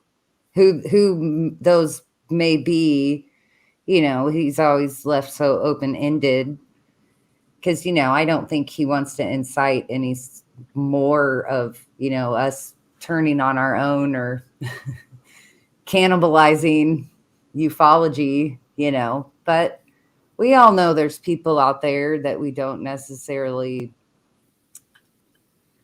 buy in or let the spoon be fed, that sort of thing. So maybe it's some sort of twisted grapevine version of that. I mean, do I think it's an actual list? Like I keep a notebook? No. I think you're right on that. And I'll take this even one step further, Nicole. I think, look at that. Kitty. Webcam highlights. Sorry. Look at that. Hey, weren't we talking about her cousin earlier today with Spookles? Like, yep. I see I'm getting all these little synchronicities that it might be time for me to become a cat owner again. That's amazing. Look how gorgeous that cat is. And see, yep, you bob its tail and stick it here in the Midwest, and I'm afraid of it. Oh, let's go to the real stuff, though. That was a highlight. Oh, what's happening here? Tau. The Oliphant's River, they had it on the hippos. The hippos were out earlier. Oh, what do we got going on up there? What kind of party do we have going on up there? Deadliest animals in Africa, I hear. Those Something's. Oh, this goddamn camera. Every time something good starts to happen. We used to have bald eagle cams around here. I don't know if they're still up and operational, but yeah, it was like the talk of the area. Everybody would zoom in on like the eagle's nest and watch the little baby eaglets, and it was riveting, honestly. Rosie's pan here is my favorite. This is where all the action happens. Oh, yeah. Until it starts spinning. I don't understand why it continues to do that. Their cameras are screwed up recently. I don't know what it is. Nothing. Why did it go to night vision? It's daytime. It's quiet in the universe for the moment. I don't know. Everybody's TGIF'd. Right? I threw in another F with that earlier, honestly. Oh, I hear you. It was a good news day, though. Definitely a good news Friday. This waterfall still reminds me of two people. See the man and the woman? I do. I see it. Yeah. Like married? I totally pareidolia that right into my brain. It's there. Yeah. It's a good fall. That's good falls. Good falls. Mm-hmm. Like it. Here, Filthy, this one's for you. But I mean, like getting back to Elizondo there, I really do believe that, just like anybody, you have shows that you're going to go on. You have shows that you're not going to go on. You have people who you're going to talk to and people who you're not going to talk to. I mean, nobody's going to put themselves in an environment that is going to be non-progressive. Doesn't matter who it is. Well, right. I mean, obviously, you align yourself with people that share your common goals and views, so that just makes sense, especially when you have some sort of initiative at play. That's how good people get good work done, honestly.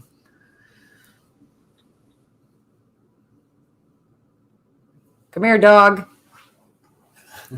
Hang on. I'll get the mic for this one.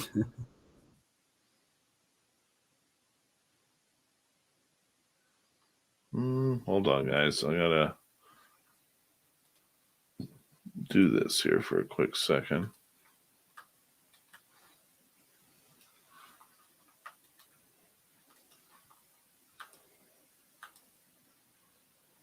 Just tired of all those birds. Oh, for goodness sake. I don't want to open that.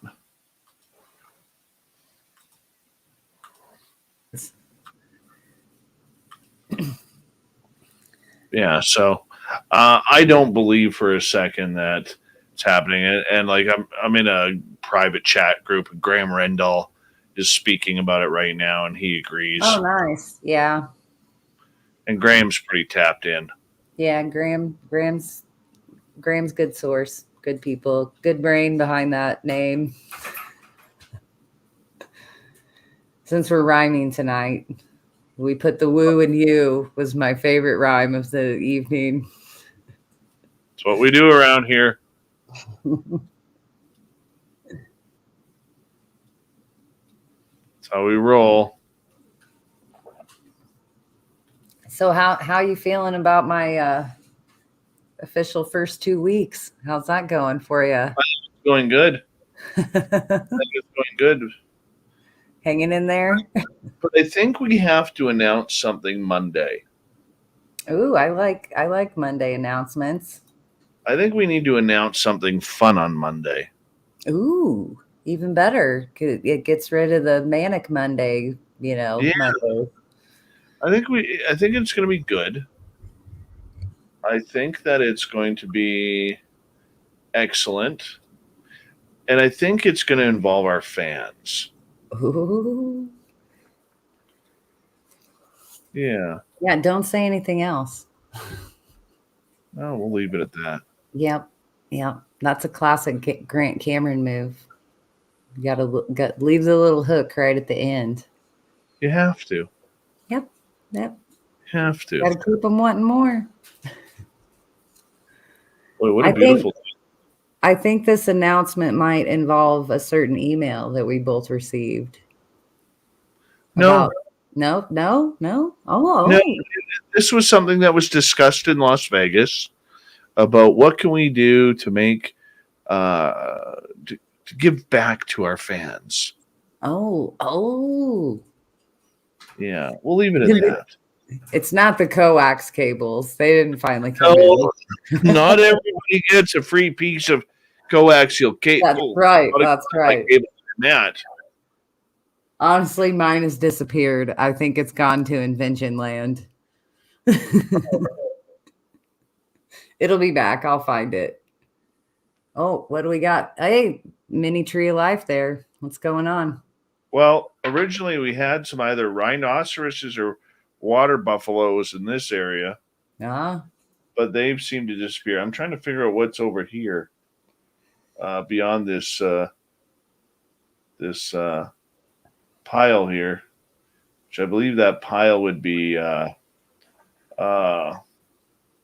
either ants or some sort of bug. Don't know. I'm looking. This is like me when I review my trail cam footage, honestly. I'm always like, what is that? Way back there. My trail cam is facing my cemetery, though. That's kind of the interesting thing. You ever get anything on there? Nothing that's, flipped my biscuits so much that I'm like, ooh. And I will do that. So I don't have anything real to report.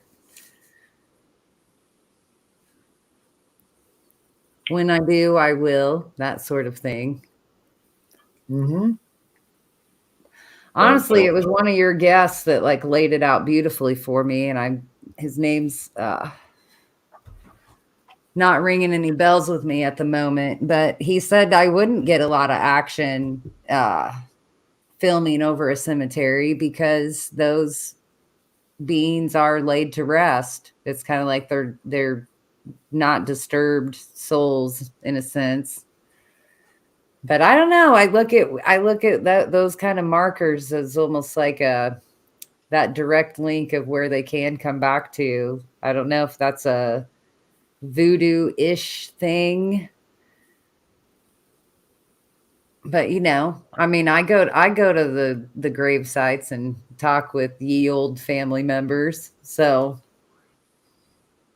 I mean, man. No, you don't? I do. No. I dance on a few graves and, share things. It's like the Bigfoot gifting. I gift there. It's like, hey, I know you like this. That sort of thing. No, not me. I never violate any cemetery protocol rules, though, of what you can put around grave sites. I will say that. You see, Human Carl says, hey, Dave, that Lou thing sounds like the work of someone who is struggling for attention. Hi, Nicole. Hi, Human Carl. I was looking for you the other night. You might have heard that. That's kind of my thing. It's like I put a shout out into the universe, and then I know you'll find me within 48 hours. You know what? I want to see Human Carl at our Vegas party next year. I do too. He snuck up on me in Laughlin, and it was one of my most awesome highlights. So Look at that awesome woodpecker. yeah. Boy, that's gorgeous. Look at that beak.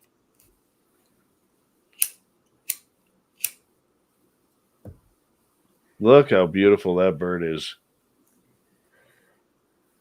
You need to whisper like Jacques Cousteau. Just look at the enormous beak on the woodpecker. Shh, be very quiet. We do not want to disturb all this magnificence.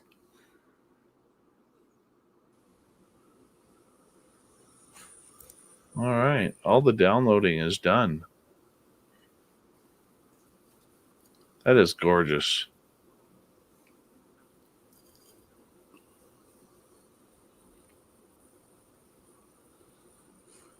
I wore a bird shirt for our Lou SOR night.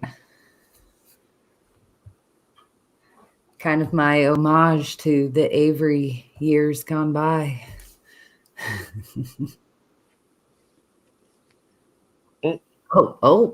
Flapping. He's taken out by a hornbill. Yep, it's like, get off my stick. My turn. Hit by a hornbill. The hornbills don't like it that he's there. Are those the ones that ride on top of the other things? I don't know, but a couple weeks ago I was watching this, and there was a giant python or boa constrictor that was laying on top of the log. Hornbill comes down lands on the python, and python said, "Oh, I got a snack." Yes, I have had Richard Doty on the show twice, and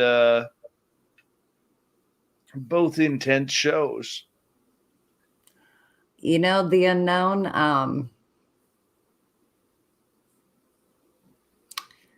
I can't say Rick Doty and I are friends like BFFs, but I am absolutely fascinated every time I get the opportunity to speak with him. And I mean, fascination can run the gamut, full spectrum fascination. And you go through all those waves of emotion with Mr. Doty. And I think that's why he's a fascinating character in this game we call phenomenology. I hope he'll come back on Spaced Out Radio, Dave. Yeah, I think you gave him a good platform, as you do any experiencer or person in this field. So me and my friend Tom, we get these very special smiles. It's like, oh, somebody said Doty. Have to pay attention.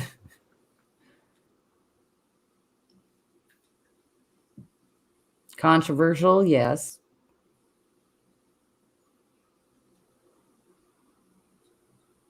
What were those numbers? There's always the record breakers. It's like, every show I've ever seen him go on, it's always a spike in that episode. Rick Doty is being very, very selective with who he's going on with these days. And in fact, he's somehow got it in his head that he should be paid by podcasters in order to talk to them. And I think he's charging around $300 a show for like an hour. And when he told me that, I kind of laughed at him and I said, "Do you know who we are?" And this is before me. And honestly, Rick and I don't talk about a lot of things. It's very kind of limited with the back and forth. But I don't know, maybe. I would like to get John Alexander on again. Ooh. We had him a year and a bit ago with Science Bob. Yeah, awesomeness. Yeah, we could build on that in a lot of ways. I remember that awesome Science Bob episode. I think I tuned in the night of and then again in the morning, like back to back. Mm-hmm. I'm gonna go check a couple other rooms here. We just spoke in the Ozarks, actually, which is, I heard, went very well. Oh, what do we got here? Are those the water buffaloes? Yeah. Yep. Those things are considered one of the strongest animals on the planet. When you see them close up, they look like nothing but muscle. So, like the kind of muscle you see carved into those statues you were talking about, that lady found for $34. I'm still trying to figure out what's over here. I wonder if that's the lions. Oh, yeah. We could be in for some seriously good stuff if that is the lions. I know. It's like I need video binoculars. Wait, shouldn't we be tapping into our astral projection skills right now? Chris Bledsoe is working with the Monroe Institute right now. So he's got some NDAs that are keeping him quiet right now. Oh, I didn't know those names were out in the world. I guess they are. Honestly. Maybe. Not all of them, obviously. How are you? Applesauce, how are you? Fayu, what's happening?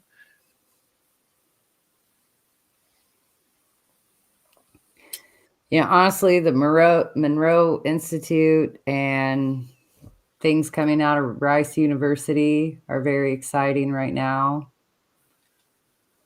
I know Galileo Project got all sorts of blah bitty blah and FaceTime and stuff, or talk time. But I haven't heard anything going on with it lately. Hey, Kevin. There we go. There's the majestic beauties. Mm-hmm. Shapers of landscape and keepers of wisdom. Oh, yeah. Look at the size of this second one coming through. Wow.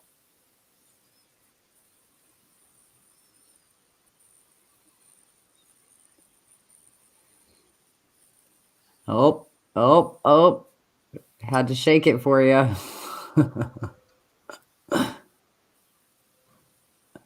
See, look at him. He's shoving his tusk up his ass.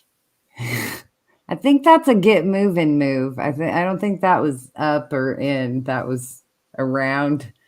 When they I think Chinese sculpture, if the tusk is up, that's a sign of good luck. So we just got a good luck tusk flip. Nice. I like it. I'll take it. I look for all these affirmations. Whoa, see that? Oh, I missed it. Something was running behind those bushes fast. Oh, let's take a little look here. Hold on. It was just a blip. Went cruising by. You see it like towards the right. Cruises through the bushes back there.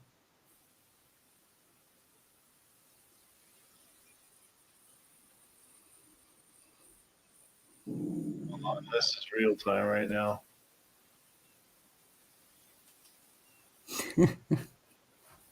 Now I'm trying to find that spot. Okay, there's the brawl. They go out of camera. Let's just let it play from here. Yeah, just watch that bush line, right? Yep, right there. Something goes zipping by or flying by. Yeah, it was a bird. Could have been. Oh, right there. Yeah. See, and then you saw it again to the next section. That was definitely something close to the ground. Oh, yeah. Well, it might have been the drunk zebras again. Could have been they, Look at that. They're travel- hiding each other right there. Oh, they're testing their skills. Obi Flett coming through with a great super chat just like that because he's a big fan of elephants. Thanks, Obi. We're having Appreciate a bro off here, I think. So this is a bro off. No idea. You know how all the frat guys like pile on and like push and shove and do that bro stuff. That's what's happening here. Look, they're just broing it up. Like, dude, bro, brah.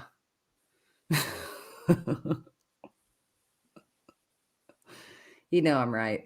The hell is Nicole that? said so. The hell is that laying down? Is that a wildebeest or is that a? That's one of those water buffalo just sitting there. This is a third elephant. They travel in herds, I think.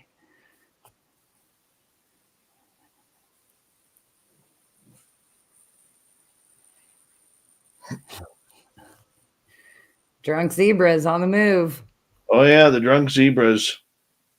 Look, that one's trying to get a one night. There's all one's trying to get an orgy going, and the other like screw that.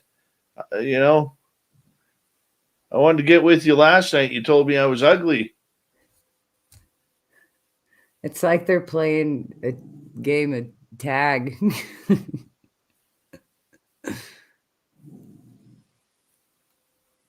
Damn it, they're freezing up on us.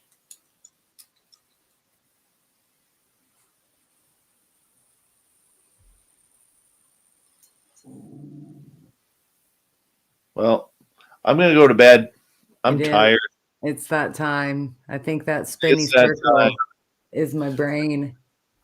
We want to remind everybody that tomorrow before after hours is the debut of Jessica Jones, the cryptid huntress, and her brand new show, Off the Trails, on Spaced Out Radio. If you haven't heard Jessica before, she is such a knowledgeable person and a great addition to our Spaced Out Radio team.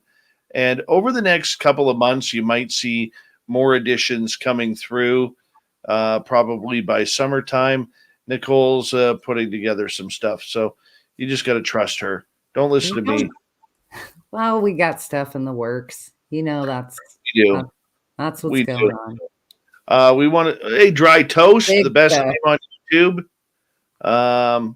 We want to say, Saturday and Sunday, you guys get 4 hours of entertainment. 4 hours, starting at 7 p.m. Pacific, 11 p.m. Eastern. We're right there for you, everyone. Renee, how you doing? We've had Grant as our new addition to the after hours as well, and so that's two new exciting people as part of the team, and we're gonna take you there. That's what's gonna happen. We're taking you there. We're putting the woo in you. You got that right. All right, let's head it on out, people. We'll see you on Monday, where my guest will be Lorian Fenton. Remember, people, also, as of right now, you only have 17 shopping days until my birthday. Like you said.